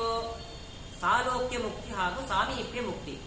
ಸಾಲೋಕ್ಯ ಅಂತಂದ್ರೆ ದೇವರಿರುವಂತಹ ಲೋಕದಲ್ಲಿ ವಾಸ ಮಾಡುವಂಥದ್ದು. ಅನಂತಾಸನದಲ್ಲಿ ಆಗಿರಬಹುದು, ಶ್ವೇತದ್ವೀಪ, ವೈಕುಂಠ. ದೇವರು ಆ ಲೋಕದಲ್ಲಿದ್ದಾನೆ ಅಂದ್ರೆ ಆ ಲೋಕದಲ್ಲೇ ಸಂಚಾರವನ್ನ ಮಾಡುವಂತಹ ಮುಕ್ತರೇನಿದ್ದಾರೆ ಅವರಿಗಾಗುವಂತಹ ಮೋಕ್ಷ ಸಾಲೋಕ್ಯ ಮೋಕ್ಷ ಅಂತ, ಸಮಾನವಾದ ಲೋಕದ ಮೋಕ್ಷ ಅಂತ. ಮೊದಲು ಹೇಳಿರ್ತಕ್ಕಂಥದ್ದು ಸಾಯುಜ್ಯ, ದೇವರ ಶರೀರದೊಳಗೇ ಸೇರುವಂಥದ್ದು. ಇವರು ಅವ್ರಿಗಿಂತ ಕಡಿಮೆ ಅಂತಂದ್ರೆ ದೇವರಿರುವಂತಹ ಲೋಕದಲ್ಲಿ ಸಂಚಾರವನ್ನ ಮಾಡ್ತಾ ಇರ್ತಾರೆ, ದೇವರಿರುವಂತಹ ಊರಿನಲ್ಲಿ ಸಂಚಾರ ಮಾಡ್ತಾ ಇರ್ತಾರೆ ಅಷ್ಟೇ. ಅದೇ ಅವರಿಗಾಗುವಂತಹ ಮೋಕ್ಷ. ಇನ್ನು ಸಾಮೀಪ್ಯ ಅಂತಂದ್ರೆ ಏನು? ದೇವರಿರುವಂತಹ ಊರಿನ ಹತ್ರ ಇರುವಂತಹದ್ದು ಅಂತ. ದೇವರಿರೋ ಊರಲ್ಲೇ ಇರಬೇಕು ಅಂತೇನಿಲ್ಲ. ಸಾಲೋಕ್ಯ ಅಲ್ಲ, ದೇವರ ಲೋಕದಲ್ಲೇ ವಾಸ ಮಾಡುವಂತಹ ಕ್ರಮ ಅಲ್ಲ. ಸಾಮೀಪ್ಯ, ದೇವರೆಲ್ಲೋ ಇರಬಹುದು, ಅವನ ಹತ್ತಿರದಲ್ಲಿ ವಾಸ ಮಾಡುವಂತಹ ಒಂದು ಮೋಕ್ಷ ಏನಿದೆ ಇದನ್ನ ಸಾಮೀಪ್ಯ ಮೋಕ್ಷ ಅಂತ ಕರೀತಾರೆ. ಇನ್ನೊಂದು ಕೊನೆಯ ಮೋಕ್ಷ ಯಾವುದು? ಸಾರೂಪ್ಯ ಮೋಕ್ಷ ಅಂತ. ಸಾರೂಪ್ಯ ಮೋಕ್ಷ ಅಂತ ನೀವು ಕೆಳಗಿನ ಕಕ್ಷೆಯಲ್ಲಿ ಬರುವಂಥದ್ದು. ದೇವರ ರೂಪದಂತೆಯೇ ರೂಪವನ್ನು ಪಡೆದುಕೊಂಡು ಸುಖವನ್ನು ಅನುಭವಿಸೋದೇನಿದೆ, ಸ್ವರೂಪ ಸುಖದ ಅನುಭವ ಆಗುವಂಥದ್ದೇನಿದೆ, ಇದನ್ನ ಸಾರೂಪ್ಯ ಮೋಕ್ಷ ಅಂತ ಕರೆದಿದ್ದಾರೆ. ಸಾರೂಪ್ಯ, ದೇವರ ರೂಪದಂತೆ ಇರುವಂತಹ ರೂಪ ಉಳ್ಳವರು. ಸಾರೂಪ್ಯವೆಂಬುದು ಸಕಲರಿಗೂ ಸರಿಯೆಂದು 3 ಮುಕುತಿಯಿಂದವರಿಗಪ್ಪರ ಸಾರೂಪ್ಯ ಮುಕ್ತರೆಂದು ಹಿರಿಯರು ಕೆರೆವರು ಬೇರೆ ಬೇರೆಯವರಿಗೆ ಕೂಡ. ಸಾರೂಪ್ಯ ಅಂದ್ರೆ ಈ ಕ್ರಮದಲ್ಲಿ ಇರುವಂಥದ್ದು. ಇಲ್ಲಿ ಒಂದು ಪ್ರಶ್ನೆ ಬರುತ್ತೆ ನಮಗೆ. ಏನು ಪ್ರಶ್ನೆ ಅಂತಂದ್ರೆ, ಈಗ ಪರಮಾತ್ಮನ ಭೇಟಿಗೆ ಅಂತ ಮುಕ್ತರು ಹೋಗಬೇಕಾಗಿದೆ, ಸಾರೂಪ್ಯ ಮೋಕ್ಷಕ್ಕೆ ಅಂತ ಹೋಗಿದ್ದಾರೆ. ದೇವರ ತರಹನೇ ಮುಕ್ತರು ಇದ್ದಾರೆ ಅಂತಂದ್ರೆ ಅವ್ರಿಗೆ ಹೇಗೆ ತಿಳಿಯುತ್ತೆ ಇವನು ದೇವರು, ಇವರು ಮುಕ್ತರು, ದೇವರಂತೆ ರೂಪವನ್ನ ಪಡೆದುಕೊಂಡಿದ್ದಾರೆ, ಇವರು ಮುಕ್ತರು ಅಂತ ವಿಭಾಗ ಹೇಗೆ ಗೊತ್ತಾಗತ್ತೆ ಅದೇ ಪ್ರಶ್ನೆ ಸಹಜವಾಗಿ ಬರುವಂಥದ್ದು. ಯಾಕೆಂದ್ರೆ ದೇವರ ರೂಪದಂತೆ ರೂಪ ಪಡ್ಕೊಂಡಿದ್ದಾರೆ ಅಂತಂದ್ರೆ ಇವನು ದೇವ, ಅಖಿಲಾಂಡ ಕೋಟಿ ಬ್ರಹ್ಮಾಂಡ ನಾಯಕನಾದಂತಹ ವಿಷ್ಣು ಇವನು. ಇನ್ನು ಉಳಿದ ಭಕ್ತರು ದೇವರ ರೂಪದಂತೆ ರೂಪವನ್ನು ಪಡ್ಕೊಂಡಿದ್ದಾರೆ ಅಂತ ಈ ವಿಭಾಗ ಹೇಗೆ ತಿಳಿಯುತ್ತೆ ಅಂತಂದ್ರೆ ಈ 3 ಚಿಹ್ನೆಗಳನ್ನ ಗಮನಿಸಿ ಅಂತಾರೆ. ಇದು ತುಂಬಾ ಪ್ರಧಾನವಾಗಿರುವಂಥದ್ದು ಇದು. ಈ 3 ಚಿಹ್ನೆಯನ್ನ ಎಂತಹ ಮುಕ್ತರು ಕೂಡ ಪಡ್ಕೊಳ್ಳಿಕ್ ಸಾಧ್ಯ ಇಲ್ಲ ಅಂತ ರಾಜ ಹೇಳ್ತಾರೆ. ಯಾವುದದು ಅಂತಂದ್ರೆ ಒಂದು ಶ್ರೀವತ್ಸ ಚಿಹ್ನೆ, ಇನ್ನೊಂದು ಕೌಸ್ತುಭ ಮಣಿ, ಇನ್ನೊಂದು ಗರುಡ ವಾಹನತ್ವ ಅಂತ.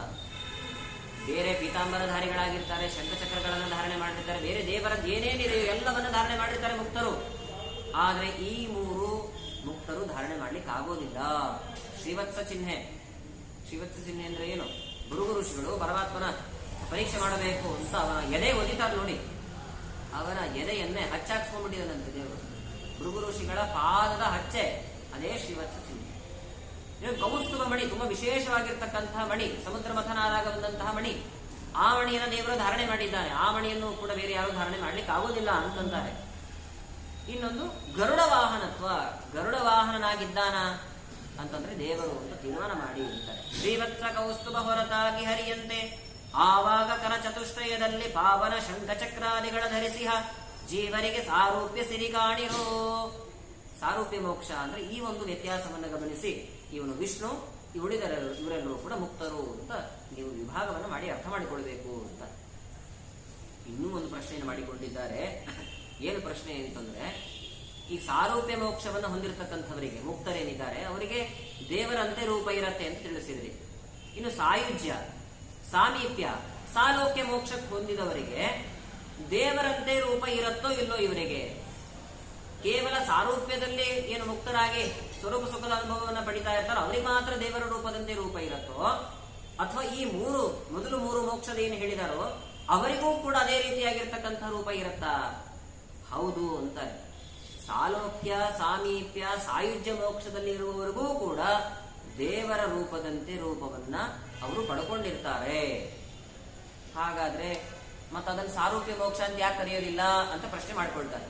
ಮತ್ತೆ ಇದನ್ನು ಮಾತ್ರ ಯಾಕೆ ಸಾರೂಪ್ಯ ಮೋಕ್ಷ? ಇದನ್ನು ಸಾರೂಪ್ಯ ಮೋಕ್ಷ ಅಂತ ಕರೀಲಿಕ್ಕೆ ಕಾರಣ ಏನು? ದೇವರ ರೂಪದಂತೆ ರೂಪವನ್ನ ಪಡೆದುಕೊಂಡಿದ್ದಾರೆ, ಅದರಿಂದಾಗಿ ಸಾರೂಪ್ಯ ಮೋಕ್ಷ. ಹಾಗಾದ್ರೆ ಅಲ್ಲೂ ಕೂಡ ಅದೇ ರೂಪ ಇರುತ್ತೋ ಇಲ್ವೋ? ಪರಮಾತ್ಮನ ರೂಪದಂತೆ ರೂಪ ಇರುತ್ತೋ ಇಲ್ವೋ? ಮತ್ತೆ ಅಲ್ಲಿಗೆ ಯಾಕೆ ಸಾರೂಪ್ಯ ಮೋಕ್ಷ ಅಂತ ಹೇಳೋದಿಲ್ಲ ಅಂತ ಪ್ರಶ್ನೆ ಕೇಳಿದ್ರೆ ತುಂಬಾ ನಮಗೆಲ್ಲ ಅರ್ಥವಾಗುವಂತಹ ಒಂದು ಸುಲಭವಾಗಿರತಕ್ಕಂಥ ದೃಷ್ಟಾಂತವನ್ನ ಕೊಡ್ತಾರೆ. 3 ಶಾಖವ ಮಾಡಿ ಲವಣ ಕೂಡಿಸಿದರು, 3 ಶಾಖವೆಂದೇ ಕರೆ ವರೈಸಯೇ ಬೇರೆ ಬಡಿಸಿದ ಲವಣವೆಂದೆನಿಸುವುದು. ಈ ರೀತಿ ಹುದು ಸಾರೂಪ್ಯ. ಊಟಕ್ಕೆ ಅಂತ ಕುಳಿತುಕೊಂಡಿರ್ತೀವಿ. ಊಟಕ್ಕೆ ಅಂತ ಕುಳಿತುಕೊಂಡಾಗ ಅನೇಕ ಪದಾರ್ಥಗಳನ್ನೆಲ್ಲ ಬಳಸ್ತಾರೆ. ಉಪ್ಪು, ಚಟ್ನಿ, ಕೋಸಂಬರಿ ಎಲ್ಲ ಹಾಕ್ತಾ ಹೋಗ್ತಾರೆ. ಮೊದಲು ಏನು ಹಾಕಿರ್ತಾರೆ ಪದಾರ್ಥ, ಅದನ್ನು ನಾವು ಉಪ್ಪು ಅಂತ ವ್ಯವಹಾರ ಮಾಡ್ತೀವಿ. ಆ ಉಪ್ಪಿನ ಅಂಶ, ಉಪ್ಪು ಈ ಚಟ್ನಿ, ಪಲ್ಯ, ಕೋಸಂಬರಿಯಲ್ಲೂ ಇರ್ತದೋ ಇಲ್ವೋ? ಇದೇ ಇರ್ತದೆ. ಮತ್ತೆ ಇರ್ತದೆ ಅಂದ್ಮೇಲೆ ಅದನ್ನ ಯಾಕೆ ಉಪ್ಪು ಅಂತ ವ್ಯವಹಾರ ಮಾಡೋದಿಲ್ಲ?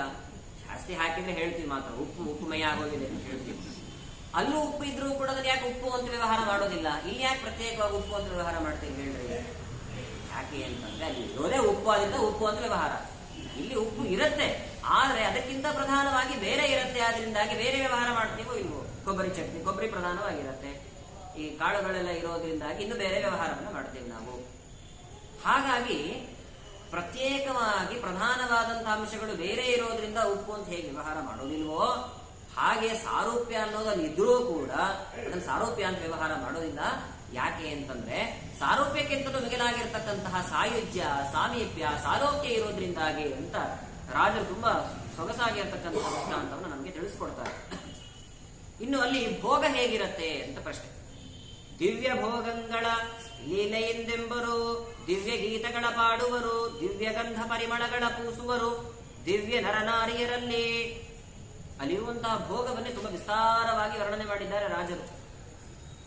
ಅಲ್ಲಿಯೂ ಕೂಡ ಈಗ ಹೊರಗಡೆ ಎಲ್ಲ ನಾವು ಹೇಗೆ ಗಂಧಾದಿಗಳನ್ನು ಲೇಪನೆ ಮಾಡಿಕೊಂಡು ಸುಖವನ್ನು ಅನುಭವಿಸ್ತೇವೆ, ಅನೇಕ ಗೀತೆಗಳನ್ನ, ದೇವರ ಗೀತೆಗಳನ್ನ ಹಾಡುವ ಮೂಲಕವಾಗಿ, ಶ್ರವಣ ಮಾಡುವ ಮೂಲಕವಾಗಿ ಆನಂದವನ್ನು ಪಡ್ತೇವಲ್ವಾ, ಹಾಗೆ ಅಲ್ಲಿ ಮುಕ್ತರೂ ಕೂಡ ಗಂಧಾದಿಗಳನ್ನ ಲೇಪನೆ ಮಾಡಿಕೊಂಡು ಸಂತೋಷವನ್ನು ಪಡ್ತಾರೆ. ದೇವರ ಗಾನಗಳನ್ನ ಹಾಡೋದು, ಕೇಳೋದು, ಇದರಿಂದಾಗಿ ಸಂತೋಷವನ್ನು ಪಡ್ತಾರೆ. ವ್ಯತ್ಯಾಸ ಇಷ್ಟೇ, ಇಲ್ಲಿ ನಾವು ದೇವರ ನಾಮಾದಿಗಳನ್ನೆಲ್ಲ ಹಾಡಿ ಶ್ರವಣ ಮಾಡಿ ಸಂತೋಷ ಪಡುವಂಥದ್ದೇನಿದೆ ಇದು ಆಂತರಿಕವಾಗಿ ಇರೋದಲ್ಲ, ಬಾಹ್ಯವಾಗಿ ಶ್ರವಣಾದಿಗಳನ್ನ ಮಾಡಿ ಸಂತೋಷ ಪಡೋದು. ಆದರೆ ಅಲ್ಲಿ ಆಗುವಾಗ, ಮುಕ್ತರಾಗುವಾಗ ತಮ್ಮ ಸ್ವರೂಪ ಸುಖದ ಅಭಿವ್ಯಕ್ತವಾಗತ್ತೆ ಅಂತಾರೆ. ಸ್ವರೂಪ ಸುಖದ ವಸ್ತುತಃ ಸ್ವರೂಪದಲ್ಲೇ ಇದ್ದಂತಹ ಖುಷಿ ಅದು ಅಭಿವ್ಯಕ್ತವಾಯಿತು ಅಂತಾರೆ. ಅರ್ಥ ಆಗಲಿಲ್ಲ ನಮಗೆ. ಅರ್ಥ ಆಗಬೇಕು ಅಂತಂದ್ರೆ ರಾಜರ ದೃಷ್ಟಾಂತವನ್ನೇ ಗಮನಿಸಬೇಕು. ಇದು ಗಂಧ, ಅವ್ರು ಕೊಡುವಂತಹ ದೃಷ್ಟಾಂತ ನೋಡಿ. ಗಂಧವನ್ನ ಶರೀರಕ್ಕೆ ಲೇಪನ ಮಾಡಿಕೊಂಡ್ವಿ. ಗಂಧದಲ್ಲಿರುವಂತಹ ಒಂದು ಶಕ್ತಿ ಏನು ಅಂದ್ರೆ ತಂಪನ್ನು ಉಂಟು ಮಾಡುವಂಥದ್ದು. ಸಾಮಾನ್ಯವಾಗಿ ಗಂಧವನ್ನು ಲೇಪನ ಮಾಡಿಕೊಂಡಾಗ ಅಷ್ಟೇನು ತಂಪಾಗಿರೋದಿಲ್ಲ. ಯಾವಾಗ ಗಾಳಿ ಬೀಸತ್ತೋ, ಗಾಳಿ ಬೀಸಿದಾಗ ಶರೀರಕ್ಕೆ ತಂಪನೆಯ ಅನುಭವ ಆಗತ್ತೋ ಇಲ್ಲವೋ? ಹಾಗಾದ್ರೆ ತಂಪು ಎಲ್ಲಿರುವಿಕೆ? ಗಾಳಿಯಲ್ಲಿದ್ದದ್ದು ತಂಪೋದು? ಗಾಳಿಯಲ್ಲಿದ್ದದ್ದಲ್ಲ, ಗಂಧದಲ್ಲಿದ್ದಂತಹ ತಂಪೇನೆ ಅಭಿವ್ಯಕ್ತವಾಯಿತು ಅಂತ. ಇನ್ನೂ ದೃಷ್ಟಾಂತಗಳನ್ನ ಕೊಡ್ತಾರೆ. ಈಗ ನೆಲ್ಲಿಕಾಯಿಯನ್ನ ತಿಂತಾರೆ. ನೆಲ್ಲಿಕಾಯಿಯನ್ನ ತಿಂದ ನಂತರದಲ್ಲಿ ಸ್ವಲ್ಪ ನೀರನ್ನ ಕುಡಿದ್ರೆ ಸಿಹಿಯಾದಂತಹ ಅನುಭವ ಆಗುತ್ತೆ. ಇದನ್ನು ಅನೇಕ ಜನರು ಅನುಭವಿಸಿದ್ದೀರಿ ಕೂಡ.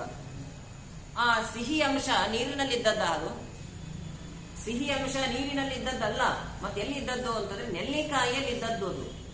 ಅದು ಹೇಗೆ ಅಭಿವ್ಯಕ್ತವಾಯಿತು? ಇದ್ದದ್ದೇ ಹೇಗೆ ಅಭಿವ್ಯಕ್ತವಾಯಿತು? ನೀರನ್ನ ಕುಡಿದಾಗ ಅಭಿವ್ಯಕ್ತವಾಯಿತು.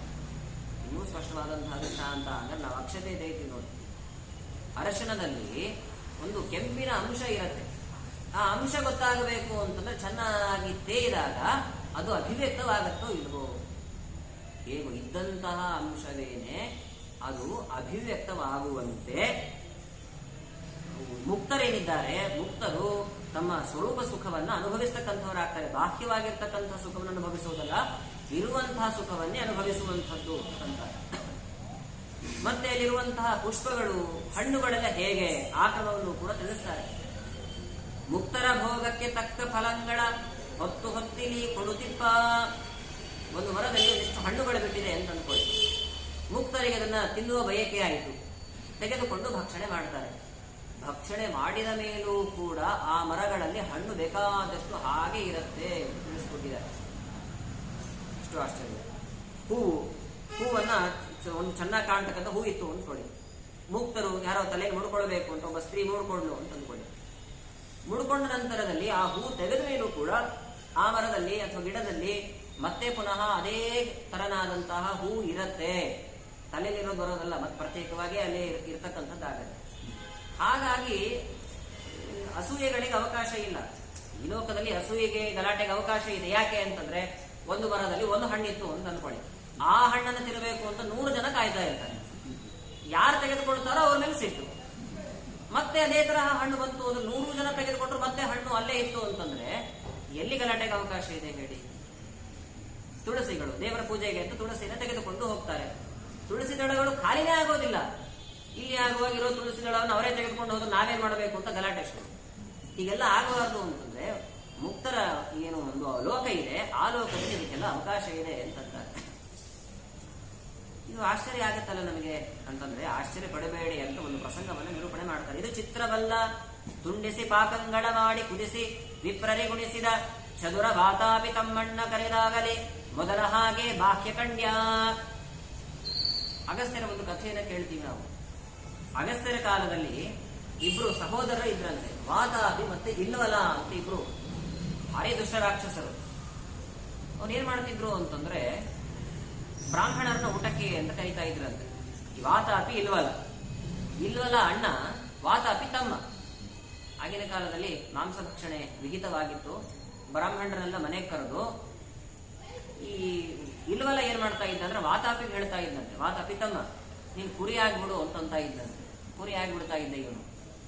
ಮನೆಗೆ ಬಂದಿರತಕ್ಕಂತಹ ಬ್ರಾಹ್ಮಣರಿಗೆ ಅದೇ ಕುರಿಯನ್ನೇ ಕಡಿದು ಊಟಕ್ಕೆ ಅಂತ ಬಡಿಸ್ಬಿಡ್ತಾ ಇದ್ದಂತೆ. ಬ್ರಾಹ್ಮಣರು ಕೂಡ ಅದನ್ನ ಸ್ವೀಕಾರವನ್ನ ಮಾಡಿಬಿಡ್ತಾ ಇದ್ರು. ಸ್ವೀಕಾರ ಮಾಡಿದ್ದೇನನ್ನ ತಮ್ಮನನ್ನ ವಾತಾಪಿಯನ್ನೇ ಭಕ್ಷಣೆ ಮಾಡಿಬಿಡ್ತಿದ್ರು. ಭಕ್ಷಣೆ ಮಾಡಿದ ನಂತರದಲ್ಲಿ ಈ ಇಲ್ವಲ ಏನ್ ಮಾಡ್ತಾ ಇದ್ದ ಅಂತಂದ್ರೆ ಊಟ ಎಲ್ಲ ಆದ್ಮೇಲೆ ಹೇ ವಾತಾಪೆ ಬಹಿರಾಗಚ್ಚ ಅಂತ ಕರಿತಾ ಇದ್ದಂತೆ ಸಂಸ್ಕೃತದಲ್ಲಿ. ಹೇ ವಾತಾಪಿ ಹೊರಬಾ ಅಂತ ಕರಿತಾ ಇದ್ದ. ಆ ವಾತಾಪಿ ಪುನಃ ಬದುಕಿ ಅವರ ಶರೀರವನ್ನ ಸೇಡ್ಕೊಂಡು ಹೊರಗಡೆ ಬರ್ತಾ ಇದ್ದಂತೆ ನೋಡಿ. ಪ್ರತಿ ಬಾರಿ ಹೀಗೆ ಆಗ್ತಾ ಇತ್ತು. ಅವನಿಗೆ ಭಾರಿ ಸಂತೋಷ. ಬ್ರಾಹ್ಮಣರನ್ನು ಹೋದ್ರೆ ಭಾರಿ ಸಂತೋಷ. ಒಮ್ಮೆ ಅಗಸ್ತ್ಯ ಋಷಿಗಳನ್ನ ಊಟಕ್ಕೆ ಅಂತ ಕರೆದಂತೆ. ಅಗಸ್ತ್ಯ ಋಷಿಗಳನ್ನ ಕರೆದಾಗ ಇದೇ ಕ್ರಮದಲ್ಲೇನೆ ವಾತಾಪಿ ನೀನು ಕುರಿ ಆಗು ಅಂತಂದ ಅಣ್ಣ. ಆಯ್ತು ಅಂತ ಕುರಿಯಾದ. ಕುರಿಯಾದಾಗ ಅದು ಅವನನ್ನು ಕಡಿದು ಚೆನ್ನಾಗಿ ಅಡಿಗೆಯನ್ನು ಮಾಡಿ ಅಗಸ್ತ್ಯ ಋಷಿಗಳಿಗೆ ಭಕ್ಷಣೆ ಮಾಡಿಸಿಬಿಟ್ರು. ಅಗಸ್ತ್ಯ ಋಷಿಗಳಿಗೆ ಎಲ್ಲ ಗೊತ್ತಿತ್ತು ಹೀಗೆ ಮಾಡ್ತಾ ಇದ್ದಾರೆ ಇವರು ಅಂತ. ಬೇಕು ಅಂತಲೇ ಊಟಕ್ಕೆ ಹೋಗಿದ್ದವರು ಎಲ್ಲ ಬ್ರಾಹ್ಮಣರನ್ನು ಕೊಲ್ತಾ ಇದ್ದಾರಲ್ಲ, ಅದಕ್ಕೆ ಈ ವಾತಾಪಿ ಬಹಿರಾಗಚ್ಚ ಅಂತ ಹೇಳೋದಕ್ಕಿಂತ ಮೊದಲು ಅಗಸ್ತ್ಯ ಋಷಿಗಳೇನಂದ್ರು, ವಾತಾಪಿ ಜೀರ್ಣೋಭವ ಅಂತಂದ್ರು. ವಾತಾಪಿ ಜೀರ್ಣ ಆಗ್ಬಿಡು ಅಂತಂದ್ರು. ಪರಿಪೂರ್ಣವಾಗಿ ಜೀರ್ಣನೇ ಆಗೋಗ್ಬಿಟ್ಟ. ವಾತಾಪಿ ಬಹಿರಾಗಚ್ಚ ಅಂದ್ರೆ ಎಲ್ಲಿಂದ ಬರಬೇಕು ಅವನು? ಬರಲಿಲ್ಲ ಅವನು. ನೋಡಿ, ಈ ಪ್ರಸಂಗವನ್ನು ನಾವು ಗಮನಿಸಿದ್ದೇವೆ ಪುರಾಣಗಳಲ್ಲಿ. ರಾಜರು ಹೇಳ್ತಾರೆ, ಪದಾರ್ಥಗಳು ಹಾಗೆ ಸೃಷ್ಟಿಯಾಗತ್ತೆ ಅಂದ್ರೆ ಹೇಗೆ ಆಶ್ಚರ್ಯ ಪಡ್ತೀವಿ ನೀವು? ಹಣ್ಣುಗಳು, ಹೂವುಗಳು ಕಿತ್ತಿದ ಮೇಲಲ್ಲೇ ಹೇಗೆ ಬರ್ಲಿಕ್ಕೆ ಸಾಧ್ಯ ಅಂತ ಆಶ್ಚರ್ಯ ಪಡಬೇಡಿ. ವಾತಾಪಿ ಕುರಿಯಾಗಿದ್ದವನು ಸತ್ತವನನ್ನೇ ಮತ್ತೆ ಬದುಕಿಸಿರುವಂತಹ ದೃಷ್ಟಾಂತಗಳನ್ನು ನಾವು ಕೇಳಿದ್ದೇವೆ ಪುರಾಣಗಳಲ್ಲಿ. ಈ ಹಣ್ಣುಗಳು, ಹೂವುಗಳು ಮತ್ತೆ ಸೃಷ್ಟಿಯಾಗುವಂಥದ್ದು ಏನು ಆಶ್ಚರ್ಯ ಪಡಬೇಕಾಗಿಲ್ಲ ಅಂತ ರಾಜರು ತಿಳಿಸಿಕೊಡ್ತಾರೆ. ಇವೆಷ್ಟು ವಿಶೇಷ ವಿಚಾರಗಳನ್ನು ತಿಳಿಸಿಕೊಡ್ತಾರೆ. ಇನ್ನು ಅಲ್ಲಿ ಸುಖದ ಅನುಭವ ಹೇಗಿರುವಂಥದ್ದು ಅಂತಂದ್ರೆ, ವಾಯುಸ್ಥಿತಿಯಲ್ಲಿ ಬರುವಂತಹ ಒಂದು ಶ್ಲೋಕವನ್ನು ತೆಗೆದುಕೊಂಡೇ ಹೇಳ್ತಾರೆ. ಆನಂದಾನ್ ಮಂದ ಮಂದ ದದತಿ ಮರುತ ಕುಂದ ಮಂದಾರ ನಂದ್ಯ ವರ್ತಾಮೋದಾಂದಧಾನ ಮೃದುಪದ ಮುನಿತೋ ಗೀತ ಕೈ ಸುಂದರೀಣಾಂ ವಂದೇ ರಾವಂದ್ಯ ಮುಕ್ತೇಂದ್ವ ಹಿಮಗುಮದನಾಹೀಂದ್ರ ದೇವೇಂದ್ರ ಸೇವ್ಯಯೇ ಮೌಕುಂದೇ ಮಂದಿರೇಸ್ಮಿನ್ ಅವಿರತ ಮುದಯನ್ ಮೋದಿನಾಂ ದೇವದೇವ. ಮೋಕ್ಷದಲ್ಲಿ ಆಗುವಂತಹ ಸುಖ ಹೇಗಿರುವಂಥದ್ದು ಅಂತ ವಾಯುಸ್ಥಿತಿಯಲ್ಲಿ ಬರುವಂತಹ ವಿಷಯವನ್ನೇ ತೆಗೆದುಕೊಂಡು ದಾಖಲೆ ಮಾಡ್ತಕ್ಕಂಥವರಾಗಿದೆ. ಪರಿಪೂರ್ಣವಾಗಿರ್ತಕ್ಕಂತಹ ವಿಷಯ ಸುಖಗಳನ್ನೆಲ್ಲ ಅನುಭವಿಸ್ತಕ್ಕಂಥವರಾಗ್ತಾರೆ. ಕೆಲವರು ಏನು ಆಕ್ಷೇಪವನ್ನು ಮಾಡ್ತಾರೆ ಅಂತಂದ್ರೆ, ಮುಕ್ತರೇನಿದ್ದಾರೆ ಬರೀ ಪುರುಷರಿಗೆ ಮಾತ್ರ ಮೋಕ್ಷ, ಸ್ತ್ರೀಯರಿಗೆ ಮೋಕ್ಷವೇ ಇಲ್ಲ ಅಂತಂತಾರೆ ಇತರರು. ಯಾಕೆ ಸ್ತ್ರೀಯರಿಗೆ ಮೋಕ್ಷ ಇಲ್ಲ ಅಂತಂದ್ರೆ, ಸ್ತ್ರೀಯರಿಗೂ ಮೋಕ್ಷ ಇತ್ತು ಅಂತಂದ್ರೆ ಪುರುಷರಿಗೂ ಮೋಕ್ಷ, ಸ್ತ್ರೀಯರಿಗೂ ಮೋಕ್ಷ, ಮತ್ತೆ ಅಲ್ಲೂ ಕೂಡ ಸಂಸಾರವನ್ನೇ ನಡೆಸ್ತಾರೆ ಅಷ್ಟೇನೆ. ಹಾಗಾಗಿ ಸ್ತ್ರೀಯರಿಗೆ ಮೋಕ್ಷ ಇಲ್ಲ ಅಂತ ಇತರರು ತಿಳಿಸಿಕೊಟ್ರೆ ಅದನ್ನು ಚೆನ್ನಾಗಿ ಖಂಡನೆ ಮಾಡಿದ್ದಾರೆ ಮಧ್ವಾಚಾರ್ಯರು, ಟೀಕಾಚಾರ್ಯರು ಕೂಡ. ಮೋಕ್ಷ ಅನ್ನೋದು ಪ್ರತಿಯೊಬ್ಬರಿಗೂ ಕೂಡ ವಿಹಿತವಾಗಿರ್ತಕ್ಕಂಥದ್ದು. ಕೇವಲ ಜಾತಿಗಳಿಗೆ, ಪುರುಷರಿಗೆ ಇಷ್ಟಕ್ಕೆ ಮೀಸಲಾಗಿದೆ ಅಂತ ಅಂದುಕೊಳ್ಳಬೇಡಿ. ಪ್ರಾಣಿ ಪಕ್ಷಿಗಳು ಮೋಕ್ಷವನ್ನು ಹೊಂದಬಹುದು, ಸ್ತ್ರೀಯರು ಮೋಕ್ಷವನ್ನು ಹೊಂದಬಹುದು, ಪುರುಷರು ಮೋಕ್ಷವನ್ನು ಹೊಂದಬಹುದು. ಯಾವ ಜಾತಿಯವರೇ ಆಗಿರಲಿ ಎಲ್ಲರೂ ಕೂಡ ಮೋಕ್ಷವನ್ನು ಹೊಂದಬಹುದು. ಅಲ್ಲಿಯೂ ಕೂಡ ಸ್ವರೂಪ ಸುಖವನ್ನು ಅನುಭವಿಸ್ಲಿಕ್ಕಾಗತ್ತೆ ಅಂತಾರೆ. ಅಲ್ಲಿ ಸ್ವರೂಪ ಸುಖವನ್ನು ಅನುಭವಿಸುವುದು ಅಂದ್ರೆ ಯಾವ ಕ್ರಮ ಅಂತಂದ್ರೆ, ಇಹಲೋಕದಲ್ಲಿ ಅಂಗಸಂಗದಿಂದಾಗಿ ಆಗುವಂತಹ ಸುಖ ಏನಿದೆ ಆ ರೀತಿಯಾಗಿರ್ತಕ್ಕಂತಹ ಸುಖವನ್ನ ಮೋಕ್ಷದಲ್ಲಿ ಪಡೆಯೋದಲ್ಲ ಅಂತಂತಾರೆ. ಮತ್ತೆ ಹೇಗೆ ಅಂತಂದ್ರೆ, ಕೇವಲ ದರ್ಶನ ಮಾತ್ರದಿಂದಲೇನೆ ಸುಖವನ್ನ ಅನುಭವಿಸ್ತಕ್ಕಂಥವ್ರಾಗ್ತಾರೆ ಅಂತ. ಕೇವಲ ದರ್ಶನ, ಪರಸ್ಪರವಾಗಿ ದರ್ಶನವನ್ನ ಮಾಡಿದ್ರೆ ಸಾಕು, ಅಂಗಸಂಗದಿಂದ ಆಗುವಂತಹ ಏನು ಸುಖ ಇದೆ ಆ ಸುಖವನ್ನು ಅನುಭವಿಸ್ಲಿಕ್ಕೆ ಆಗತ್ತೆ ಅಂತಂತಾರೆ. ಇದು ಹೇಗೆ ಅಂತಂದ್ರೆ, ನಾವು ಶ್ರಾದ್ದದ ಪ್ರಕ್ರಿಯೆಯಲ್ಲಿ ಗಮನಿಸ್ತೇವಲ್ವ, ಅದೇ ದೃಷ್ಟಾಂತಗಳನ್ನೇ ಕೊಡ್ತಾರೆ ನೋಡಿ. ದೊಡ್ಡ ಆಕ್ಷೇಪ, ಶ್ರಾದ್ದಾದಿಗಳನ್ನ ನಾವೆಲ್ಲ ಮಾಡ್ತಕ್ಕಂಥವರಾಗಿದ್ದೇವೆ. ಈ ಶ್ರಾದ್ದ ಮಾಡಿದ್ರೆ ಏನರ್ಥ? ಪಿಂಡ ಪ್ರದಾನವನ್ನ ಮಾಡ್ತೇವೆ. ಅಗಲಿ ಹೋದಂತಹ ಪಿತೃಗಳನ್ನು ಉದ್ದೇಶಿಸಿ ಪಿಂಡ ಪ್ರದಾನ. ಚಾರ್ವಾಕರು ಕೇಳ್ತಾರೆ, ಪಿತೃಗಳು ಎಲ್ಲಿದ್ದಾರೆ ಅಂತ ಕೇಳಿದ್ರು. ಪಿತೃಗಳು ಎಲ್ಲೋ ಬೇರೆ ಲೋಕದಲ್ಲಿ ಇದ್ದಾರೆ. ಎಲ್ಲೋ ಇರ್ತಕ್ಕಂತಹ ಪಿತೃಗಳಿಗೆ ನೀವು ಇಲ್ಲಿ ಪಿಂಡ ಪ್ರದಾನ ಮಾಡಿದ್ರೆ ಅವ್ರಿಗೆ ಹೆಂಗ್ ಹೊಟ್ಟೆ ತುಂಬುತ್ತದೆ? ಆ ಹೊಟ್ಟೆ ತುಂಬತ್ತೆ ಅಂದ್ರೆ, ನಮ್ಮ ಮಗು ಶಾಲೆಯಲ್ಲಿದೆ, ನಾನು ಇಲ್ಲಿಂದಾನೆ ಮನೆಯಲ್ಲೇ ಊಟ ಮಾಡಿಸ್ಬಿಡ್ತೀನಿ. ನೀವು ಇಲ್ಲಿ ಪಿಂಡ ಪ್ರದಾನ ಮಾಡಿದ್ರೆ ಎಲ್ಲೋ ಇರುವಂತಹ ಪಿತೃಗಳಿಗೆ ತೃಪ್ತಿ ಆಗತ್ತೆ ಅಂತಂದ್ರೆ, ನಾವು ಮನೆಯಲ್ಲಿ ಎಲ್ಲೋ ಮಕ್ಕಳಿಗೆ ಊಟ ಮಾಡಿಸ್ಬಿಡ್ತೀವಿ, ಅವರಿಗೆ ತೃಪ್ತಿ ಆಗಲಿ. ಆಗತ್ತಾ? ಖಂಡಿತ ಆಗೋದಿಲ್ಲ. ಮತ್ತೇನು ಮಾಡಬೇಕು? ಅವರನ್ನೇ ಪ್ರತ್ಯೇಕವಾಗಿ ಕರೆದು ಬಾಯಲ್ಲಿ ತುತ್ತಿಟ್ರೆ ತಾನೇ ತೃಪ್ತಿ ಆಗತ್ತೆ. ಮತ್ತಿದು ಯಾವ ಕ್ರಮ ಅಂತ ಕೇಳಿದಾಗ ಏನು ಉತ್ತರವನ್ನ ವ್ಯಾಸರು ಕೊಟ್ಟಿದ್ದಾರೆ ಅದೇ ಉತ್ತರವನ್ನು ಕೊಡ್ತಾರೆ. ದರ್ಶನ ಧ್ಯಾನ ಸಂಸ್ಪರ್ಶಾತ್ ಮತ್ಸ್ಯೇ ಪೂರ್ಣೀಚ ಪಕ್ಷಿಣಃ ಯಥಾತೆ ತೃಪ್ತಿವಾಯಾಂತಿ ಶ್ರಾದ್ದೇನ ಪಿತರಸ್ತಥಾ. ನೋಡಿ, ಎಲ್ಲರ ಸಾಮರ್ಥ್ಯ ಒಂದೇ ತೆರನಾಗಿರತ್ತೆ ಅಂತ ಅಳಿಬೇಡಿ ಅಂತ ಹೇಳೋದು. ಹಾಗೆ ಆಲೋಚನೆ ಮಾಡಬೇಡ್ರಿ. ವಿಚಿತ್ರವಾಗಿರ್ತಕ್ಕಂತಹ ಪ್ರಾಣಿಯ ಸೃಷ್ಟಿಯ ಕ್ರಮವನ್ನು ತಿಳಿಸಿಕೊಡ್ತಾರೆ. ದರ್ಶನ ಧ್ಯಾನ ಸಂಸ್ಪರ್ಶಾತ್ ಮತ್ಸ್ಯ ಅಂದ್ರೆ ಮೀನು. ಮೀನು ಅವು ಪರಸ್ಪರವಾಗಿ ಸುಖವನ್ನು ಅನುಭವಿಸುತ್ತೆ. ಒಂದು ಮೀನು ಇನ್ನೊಂದು ಮೀನಿನ ಜೊತೆಗೆ ಪರಸ್ಪರವಾಗಿ ಸುಖವನ್ನು ಅನುಭವಿಸುತ್ತೆ. ಹೇಗೆ ಸುಖವನ್ನು ಅನುಭವಿಸುತ್ತೆ ಅಂತಂದ್ರೆ, ದರ್ಶನಾತ್, ಕೇವಲ ಹೆಣ್ಣು ಮೀನು ಗಂಡು ಮೀನು ಪರಸ್ಪರವಾಗಿ ಕಣ್ಣೋಟವನ್ನ ಬೆರೆಸತ್ತೆ. ಎರಡೂ ಕೂಡ ಬೆರೆಸಿದಾಗ ಅಂಗಸಂಗದಿಂದ ಏನು ಸುಖ ಆಗತ್ತೋ ಆ ಸುಖವನ್ನು ಅನುಭವಿಸ್ತಾವಂತೆ. ಎಷ್ಟು ಆಶ್ಚರ್ಯ! ಮತ್ಸ್ಯದಲ್ಲಿ ಮನುಷ್ಯರಂತೆ ನಿಯಮ ಇದೆನಾ? ಇಲ್ಲ ಅಂತ. ಧ್ಯಾನ ಎರಡನೇದು. ಧ್ಯಾನಕ್ಕೆ ದೃಷ್ಟಾಂತ ಕೂರ್ಮ. ಕೂರ್ಮ ಅಂದ್ರೆ ಆಮೆಗಳು. ಆಮೆ ತಾನು ತನ್ನ ಮಡದಿಯನ್ನ ನೆನೆಸ್ಕೊಂಡ್ರೆ ಸಾಕಲ್ಲ, ಅಂಗಸಂಗದಿಂದ ಆಗುವಂತಹ ಸುಖ ಏನಿದೆ ಆ ಸುಖವನ್ನು ಅನುಭವಿಸ್ಬಿಡತ್ತೆ. ಎಷ್ಟು ಆಶ್ಚರ್ಯ ಇದೆ. ಮತ್ತೆ ಪಿತೃಗಳ ಸಾಮರ್ಥ್ಯ ಹೇಗಿರತ್ತೆ ಅಂತ ಅರ್ಥ ಮಾಡ್ಕೊಳ್ಬೇಕು. ಮುಕ್ತರ ಸಾಮರ್ಥ್ಯ ಎಂಥದ್ದಿರತ್ತೆ ಅಂತ ಅರ್ಥ ಮಾಡ್ಕೊಳ್ಬೇಕು. ಸಂಸ್ಪರ್ಶ ಮೂರನೇ ದೃಷ್ಟ ಅಂತ ಹೇಳಿರುವಂಥದ್ದು ಸ್ಪರ್ಶ. ಸುಮ್ಮನೆ ಸ್ಪರ್ಶ ಆದ್ರೆ ಸಾಕು. ನವಿಲುಗಳು, ಪಕ್ಷಿಣಃ ಅಂತಂದ್ರೆ ನವಿಲುಗಳು ಗಂಡು ನವಿಲು ಹೆಣ್ಣು ನವಿಲು ಸುಮ್ಮನೆ ಸ್ಪರ್ಶ ಮಾಡುತ್ತೆ. ಸ್ಪರ್ಶ ಮಾತ್ರದಿಂದಲೇ ಗರ್ಭಧಾರಣೆಯನ್ನು ಮಾಡಿಬಿಡುತ್ತೆ ಅಂತ ಕೇಳ್ತೇವೆ ನಾವು. ಹಾಗಾದ್ರೆ ಇವುಗಳಿಂದ ನಮಗೇನು ಅರ್ಥ ಆಗತ್ತೆ? ಒಂದೊಂದು ಪ್ರಾಣಿಗಳ, ಪಕ್ಷಿಗಳ, ಮೀನುಗಳ ಸಾಮರ್ಥ್ಯ ಒಂದೊಂದು ತೆರನಾಗಿರುವಂಥದ್ದಲ್ಲವೇನು? ಹಾಗೆ ಮುಕ್ತರೂ ಕೂಡ ಅವರ ಸಾಮರ್ಥ್ಯ ಬೇರೆ ರೀತಿಯಾಗಿರ್ತಕ್ಕಂಥದ್ದು ತನ್ನ ಅರ್ಥ ಮಾಡ್ಕೊಳ್ಬೇಕು. ಹೀಗೆ ಭೂಲೋಕದಲ್ಲಿ ಹೇಗೆ ಅಂಗಸಂಗದಿಂದ ಸುಖವನ್ನು ಅನುಭವಿಸ್ತಾರೆ ಆ ರೀತಿಯಾಗಿರ್ತಕ್ಕಂಥ ಸುಖ ಅಲ್ಲ, ಅದಕ್ಕಿಂತ ಮಿಗಿಲಾದಂತಹ ಸುಖ ಕೇವಲ ದರ್ಶನದಿಂದಾಗಿ ಆಗುವಂಥದ್ದು ಅಂತ ತಿಳಿಸಿಕೊಡ್ತಾರೆ. ಇನ್ನು ಇಲ್ಲಿ ಹೇಗೆ ಗುರುಗಳ ಸೇವೆ, ತಂದೆ ತಾಯಿಗಳ ಸೇವೆ ಎಲ್ಲ ಮಾಡ್ತಾರೋ ಹಾಗೆ ಅಲ್ಲಿಯೂ ಕೂಡ ಸೇವೆಗಳನ್ನ ಮಾಡ್ತಾರಾ ಅಂತ ಕೇಳಿದ್ರೆ ಅಲ್ಲಿಯೂ ಕೂಡ ಸೇವೆಯನ್ನ ಮಾಡ್ತಾರೆ. ಇಲ್ಲಿ ಸೇವೆಯನ್ನು ಮಾಡುವಾಗ ಸ್ವಲ್ಪ ಶರೀರ ಆಯಾಸ ಆಗತ್ತೆ. ಉದಾಹರಣೆಗೆ ನೋಡಿ, ಗುರುಗಳು, ಸನ್ಯಾಸಿಗಳು ಉಪನ್ಯಾಸ ಮಾಡ್ತಾ ಇದ್ರು ಅಂತ ಅನ್ಕೊಳ್ಳಿ. ಕರೆಂಟೇ ಹೋಗಿತ್ತು. ಕರೆಂಟ್ ಹೋದಂತಹ ಸಮಯದಲ್ಲಿ ಒಬ್ಬ ಸೇವಕ ಬಂದು ಬೀಸಣಿಕೆಯನ್ನು ಬೀಸ್ತಾ ಇರ್ತಾನೆ. ಸ್ವಲ್ಪ ಹೊತ್ತು ಆಯ್ತು, ಒಂದು ಕೈ ನೋವಾಯ್ತು, ಇನ್ನೊಬ್ರು ಕರೀತಾನೆ, ಸ್ವಲ್ಪ ಹೊತ್ತು ನೀನ್ ಬೀಸ್ಬಾ ಅಂತ. ಅವನು ಬಲಗೈಯಿಂದ ಬೀಸ್ತಾನೆ, ಸಾಕಾಯ್ತು, ಎಡಗೈಯಿಂದ ಬೀಸ್ಲಿಕ್ಕೆ ಶುರು ಮಾಡಿದ, ಎರಡೂ ಕೈ ನೋವಾಯ್ತು, ಮತ್ತೆ ಇನ್ನೊಬ್ರನ್ನ ಕರೆದ. ಹೀಗೆ ಗುರುಗಳ ಸೇವೆಯನ್ನ ಮಾಡುವಾಗ ಶರೀರ ಆಯಾಸವಾಗತ್ತೆ. ಈ ತರನಾದಂತಹ ಆಯಾಸ ಬೇರೆ ಲೋಕದಲ್ಲಿ ಮುಕ್ತರಲ್ಲೂ ಕೂಡ ಇದೆನಾ, ಏನ್ ಕಥೆ ಅಂತ ಪ್ರಶ್ನೆ ಮಾಡಿದ್ರೆ,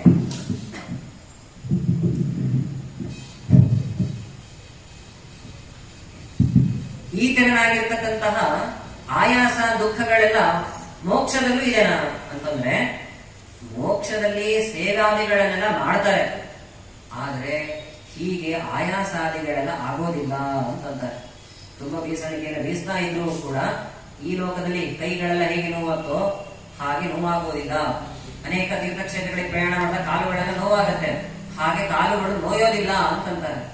ನೋಯೋದಿಲ್ಲ ಅಂದ್ರೆ ಯಾವ ಅರ್ಥದಲ್ಲಿ ಅಂತಂದ್ರೆ ರಾಜರು ಹೇಳ್ತಾರೆ, ಸೊಗಸಾಗಿರುವಂತಹ ದೃಷ್ಟಾಂತವನ್ನು ಕೊಡುವ ಮೂಲಕವಾಗಿ, ಮಕ್ಕಳೆತ್ತಿಕೊಂಬ ತಾಯಿ ಸುಖದಿಂದ ಉಪ್ಪುವಂದಲ್ಲಿ ಸೇರಿಬರು ಭಕ್ತಿಭರಿತ ಪಿತ್ತ ಉಬ್ಬಿಕೊಬ್ಬಿದರೆ ಸೌಖ್ಯಾಬ್ದಿಯು ತುಳುಕ ಉದಯಿಸೇ. ಹೇಗೆ ಒಬ್ಬ ತಾಯಿ ತನ್ನ ಮಗುವನ್ನ ತುಂಬಾ ಹೊತ್ತು ಎತ್ಕೊಂಡಿದ್ರು ಕೂಡ ಆಯಾಸ ಅನಿಸೋದಿಲ್ಲ ತಾಯಿಗೆ. ಯಾಕೆಂದ್ರೆ ನನ್ನ ಕೂಸಿದು ನಾನೇ ಎತ್ಕೊಳ್ಬೇಕು ಅಂತಂತಾಳೆ. ಈಗಿನ ಕಾಲದಲ್ಲಿ ಈ ಒಂದು ನಿಯಮಕ್ಕೆ ಕೆಲವರಿಗೆ ಮಾತ್ರ ಅಂತ ಎತ್ಕೊಳ್ಬೇಕಾಗತ್ತೆ ಅಷ್ಟೇ. ಎಲ್ಲರೂ ಎತ್ಕೊಳ್ಳೋರು ಇಲ್ಲವೇ ಇಲ್ಲ, ಕೆಳಗಡೆ ಕೂಡಿಸೋದು, ಇನ್ನೊಬ್ರಿಗೆ ಕೊಡೋದು. ಆದ್ರೆ ರಾಜರು ಇದೇ ದೃಷ್ಟಾಂತವನ್ನೇ ಕೊಡ್ತಾರೆ, ಮಕ್ಕಳೆತ್ತಿಕೊಂಬ ತಾಯಿ ಅಂತ ಇದೇ ದೃಷ್ಟಾಂತ ಕೊಡ್ತಾರೆ. ತಾಯಿ ತನ್ನ ಮಗುವನ್ನು ಎತ್ಕೊಳ್ಬೇಕಾದ್ರೆ ಅಯ್ಯೋ ನನ್ನ ಕೂಸು ಭಾರ ಇದೆ, ಎತ್ಕೊಳಿಕ್ ಆಗಲ್ಲ ಅಂತ ಅನ್ನೋದಿಲ್ಲ. ಹಾಗೆಯೇ ಮುಕ್ತರು ಗುರುಗಳ ಸೇವೆಯನ್ನು ಮಾಡುವಾಗ, ದೇವರ ಸೇವೆಯನ್ನು ಮಾಡುವಂತಹ ಸಮಯದಲ್ಲಿ ನನಗೆ ಸುಸ್ತಾಗ್ತಾ ಇದೆ, ಕೈ ನೋವ್ತಾ ಇದೆ, ಕಾಲು ನೋವ್ತಾ ಇದೆ ಅನ್ನುವಂತಹ ಮಾತುಗಳನ್ನು ಆಡೋದಿಲ್ಲ ಅಂತಂತಾರೆ. ಹೀಗೆ ಅನೇಕ ವಿಷಯಗಳನ್ನ ಒಳಗೊಂಡಂತೆ ಮೋಕ್ಷ ವರ್ಣನೆಯನ್ನ ನಿರೂಪಣೆ ಮಾಡಿ ಇನ್ನು ಲಯಸಂಧಿಯನ್ನ ನಿರೂಪಣೆ ಮಾಡ್ತಾರೆ. ಸ್ವಲ್ಪ ಸಮಯದಲ್ಲಿ ಎಷ್ಟಾಗುತ್ತಷ್ಟು ಶ್ರವಣ ಮಾಡೋಣ. ಲಯಸಂಧಿ ನೋಡಿ, ವಸ್ತುತಃ ಇಲ್ಲಿ ನಮಗೆ ಪ್ರಶ್ನೆ ಬರುವಂತದ್ದು ಏನು ಅಂತಂದ್ರೆ, ಮೊದಲು ಮೋಕ್ಷವನ್ನ ಯಾಕೆ ವರ್ಣನೆ ಮಾಡಿದ್ರು? ಸೃಷ್ಟಿ, ಸ್ಥಿತಿ, ಲಯ, ಮೋಕ್ಷ ಈ ಕ್ರಮದಲ್ಲಿ ವರ್ಣನೆ ಮಾಡಬೇಕಿತ್ತು. ಆದ್ರೆ ರಾಜರು ಹೀಗೆ ವರ್ಣನೆ ಮಾಡದೇ ಮೊದಲು ಮೋಕ್ಷವನ್ನು ವರ್ಣನೆ ಮಾಡಿ, ಲಯವನ್ನ ಅನಂತರದಲ್ಲಿ ವರ್ಣನೆ ಮಾಡಿ, ಸೃಷ್ಟಿ ಆಮೇಲೆ ಸ್ಥಿತಿಯ ಬಗ್ಗೆ ವರ್ಣನೆ ಮಾಡಿದ್ದಾರೆ. ಯಾಕೆ ಈ ಕ್ರಮವನ್ನು ಅನುಸರಿಸಿದ್ರು ಅಂತಂದ್ರೆ, ದೇವರದ್ದು 4 ಪ್ರಧಾನವಾದಂತಹ ರೂಪಗಳೇನಿದೆ ಆ ರೂಪಗಳಿಗೆ ಅನುಗುಣವಾಗಿ ಸಂಧಿಗಳನ್ನ ನಿರೂಪಣೆ ಮಾಡಿದ್ದಾರೆ ರಾಜರು. ವಾಸುದೇವ, ಸಂಕರ್ಷಣ, ಪ್ರದ್ಯುಮ್ನ ಹಾಗೂ ಅನಿರುದ್ಧ ಅಂತ ದೇವರದ್ದು 4 ಪ್ರಧಾನವಾದಂತಹ ರೂಪಗಳು. ಈ ವಾಸುದೇವ ರೂಪ ಏನಿದೆ ಪರಮಾತ್ಮರದ್ದು, ಇವನು ಮೋಕ್ಷಪ್ರದ ಅಂತಂತಾರೆ. ಮೋಕ್ಷವನ್ನು ಕೊಡುವಂತಹ ಸ್ವಾಮಿ ವಾಸುದೇವ. ಹಾಗಾದ್ರೆ ಮೊದಲಿರುವಂತಹ ರೂಪ ವಾಸುದೇವ ರೂಪ, ಅವನು ನಮಗೆ ಮೋಕ್ಷವನ್ನು ಕೊಡ್ತಾನೆ. ಆ ಕಾರಣದಿಂದಾಗಿ ಮೋಕ್ಷ ಸಂಧಿಯನ್ನು ಮೊದಲು ನಿರೂಪಣೆ ಮಾಡಿದರು. ಆಮೇಲೆ ಇರುವಂತಹ ರೂಪ ಸಂಕರ್ಷಣ ರೂಪ. ಸಂಕರ್ಷಣ ರೂಪದಿಂದಾಗಿ ಎಲ್ಲವನ್ನ ಲಯ ಮಾಡ್ತಾನೆ ಪರಮಾತ್ಮ ಅಂತ ಕೇಳಿದೆ. ರುದ್ರದೇವರ ಒಳಗಡೆ ಸಂಕರ್ಷಣ ನಾಮಕನಾಗಿರ್ತಕ್ಕಂತಹ ಪರಮಾತ್ಮ ಲಯವನ್ನ ಮಾಡುವಂತವನು ಅಂತ, ಸಂಹಾರವನ್ನ ಮಾಡುವವನು ಅಂತ ಹೇಳ್ತೇನೆ. ಹಾಗಾದ್ರೆ ಎರಡನೇ ರೂಪ ಸಂಕರ್ಷಣ ರೂಪ, ಅವನ ಕಾರ್ಯ ಲಯ ಕಾರ್ಯ, ಆ ಉದ್ದೇಶದಿಂದಾಗಿ ಲಯ ಸಂಧಿಯನ್ನು ಎರಡನೇ ಸಂಧಿಯನ್ನಾಗಿ ನಿರೂಪಣೆ ಮಾಡಿದ್ರು ಅಂತ ಅರ್ಥ ಮಾಡ್ಕೊಳ್ಬೇಕು. ಮೂರನೆಯ ರೂಪ ಪ್ರದ್ಯುಮ್ನ ರೂಪ.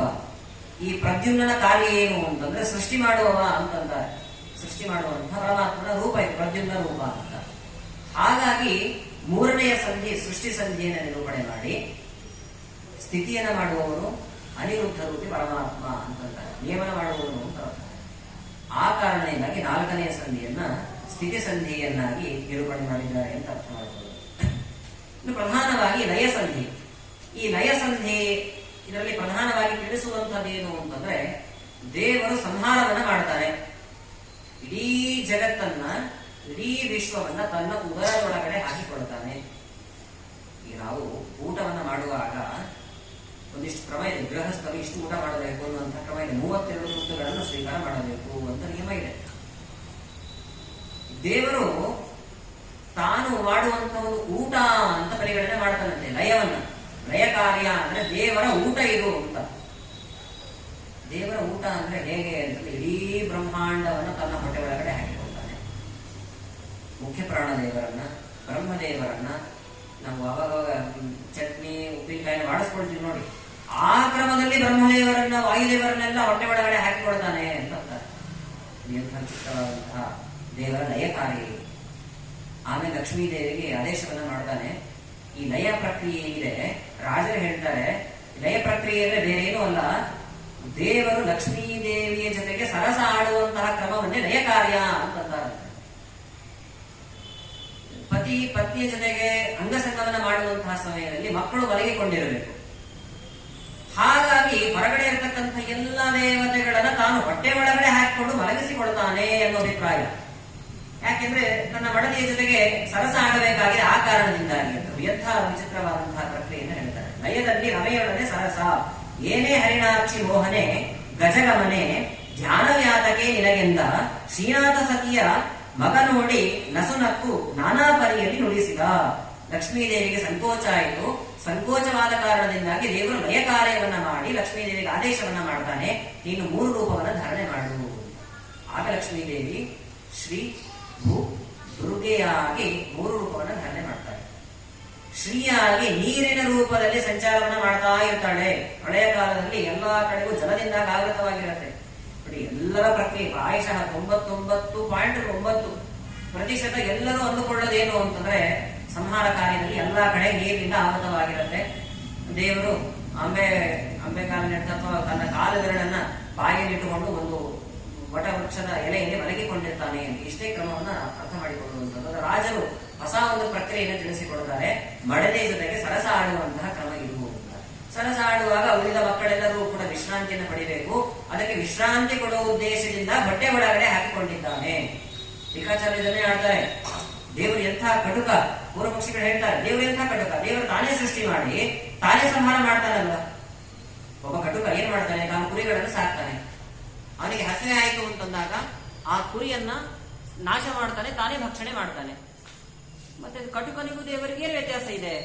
ದೇವರ ಸೃಷ್ಟಿ ಮಾಡ್ತಾನೆ, ಸಂಹಾರ ಮಾಡ್ತಾನಲ್ವಾ ಅಂತಂದ್ರೆ ದೇವರು ಮಾಡುವಂತಹ ಕಾರ್ಯ ಇದನ್ನ ಸಂಹಾರ ಕಾರ್ಯ ಅಂತ ಅರ್ಥ ಮಾಡಿಕೊಳ್ಳಬೇಡಿ. ಸ್ವಾಪಂ ಪ್ರಾಪಯತಿ ಶ್ರಮಾಪಹೃತಯೇ ಕಲ್ಪಾವಸಾನೇ ಚಯ ತಂ ದೇವಂ ಪಿತರಂ ಪತಿಂ ಗುರುತಮಂ ವಂದೇ ರಮಾವಲ್ಲಭಂ. ಟೀಕಾಚಾರ್ಯರು ವಿಷ್ಣು ತತ್ವ ನಿರ್ಣಯ ಗ್ರಂಥದಲ್ಲಿ ಮಂಗಳಾಚರಣೆಯನ್ನು ಮಾಡುವಾಗ ಹೇಳುವಂಥದ್ದು, ಶ್ರಮಾಪಹೃತಯೇ ಕಲ್ಪಾವಸಾನೆ. ಶ್ರಮ ಆಗಿರುತ್ತೆ, ಶ್ರಮ ಪರಿಹಾರವಾಗ್ಲಿ ಅನ್ನೋ ಒಂದು ಉದ್ದೇಶದಿಂದಾಗಿ ತಾನು ಹೊಟ್ಟೆ ಒಳಗಡೆ ಹಾಕಿಕೊಂಡು, ಹೊಟ್ಟೆಗೆ ಒಳಗೆ ಹಾಕೊಂಡು ಒಳಗಡೆ ವಿಲಿ ಒದ್ದಾಡ್ತಾ ಇರ್ತೀವ, ಒಳ್ಳೆ ನಿದ್ದೆಯನ್ನು ಕೊಡ್ತಾನಂತೆ ನೋಡಿ. ಕಲ್ಪಾವಸಾನೇ ಚಯ, ಕಲ್ಪದ ಕೊನೆಯಲ್ಲಿ ಒಳ್ಳೆ ನಿದ್ದೆಯನ್ನು ಕೊಡ್ತಾನೆ. ಎಲ್ಲ ದೇವತೆಗಳನ್ನು ಹೊಟ್ಟೆ ಒಳಗಡೆ ಹಾಕಿಕೊಳ್ತಾನೆ, ಎಲ್ಲ ಜೀವರಾಶಿಗಳನ್ನು ಹೊಟ್ಟೆ ಒಳಗಡೆ ಹಾಕಿಕೊಳ್ತಾನೆ. ಅನಂತರದಲ್ಲಿ ಶ್ರೀ ಭೂ ದುರ್ಗೆ ಜೊತೆಗೆ ತಾನು ವಿಹಾರವನ್ನ ಮಾಡ್ತಕ್ಕಂಥವರಾಗ್ತಾನೆ. ಇದೇ ಲಯ ಕಾರ್ಯ ಅಂತ ಅರ್ಥ ಮಾಡಿಕೊಳ್ಳಿ ಅಂತಿದ್ದಾರೆ. ಹೀಗೆ ಪ್ರಧಾನವಾಗಿ ಸೃಷ್ಟಿಯ ಕಾರ್ಯ ಲಯ ಕಾರ್ಯವನ್ನ ನಾವು ಶ್ರವಣ ಮಾಡ್ತಕ್ಕಂಥವರಾಗಿದ್ದೇವೆ. ಇಷ್ಟು ಅವಕಾಶವನ್ನು ಮಾಡಿಕೊಟ್ಟಿರ್ತಕ್ಕಂತಹ ಎಲ್ಲ ಪದಾಧಿಕಾರಿಗಳಿಗೆ ಹಾಗೂ ಯಾಜ್ಞವಲ್ಕ್ಯ ಸಮಿತಿಯ ಎಲ್ಲ ಸದಸ್ಯರಿಗೂ ಕೂಡ ಆಭಾರಿ ಅಂತ ಹೇಳ್ತಾ ಹೇಳುವಾಗ ಅನೇಕ ದೋಷಗಳಾಗಿರುತ್ತೆ. ತುಂಬ ಜಟಿಲವಾಗಿರ್ತಕ್ಕಂಥ ವಿಷಯ. ನಾನು ಆರಂಭದ ದಿನನೇ ಇದನ್ನು ತಿಳಿಸಿಕೊಟ್ಟೆ. ತುಂಬ ಜಟಿಲವಾಗಿರುವಂತಹ ವಿಷಯ, ತುಂಬ ಗಟ್ಟಿಯಾಗಿರ್ತಕ್ಕಂಥ ವಿಷಯ. ಅದನ್ನು ಸಾಧ್ಯವಾದಷ್ಟು ಸರಳೀಕರಿಸುವಂತಹ ಒಂದು ಪ್ರಯತ್ನವನ್ನು ನಾನು ಮಾಡಿದ್ದೇನೆ. ಹೇಳುವಾಗ ಅನೇಕ ದೋಷಗಳಾಗಿರುತ್ತೆ. ದೋಷಗಳು ಏನಾದರೂ ಇದ್ದರೆ ಅದು ನನ್ನದು. ಗುಣಗಳನ್ನು ಏನಾದರೂ ನೀವು ಗಮನಿಸಿದ್ರೆ ಅದು ನನ್ನ ಗುರುಗಳಾಗಿರ್ತಕ್ಕಂತಹ ವಿಶ್ವೇಶತೀರ್ಥ ಶ್ರೀಪಾದಂಗಳವರದ್ದು ಅಂತ ಹೇಳ್ತಾ ಎರಡು ಮಾತುಗಳನ್ನು ಗುರುಗಳ ಶ್ರೀಕೃಷ್ಣ ಅರ್ಪಣ.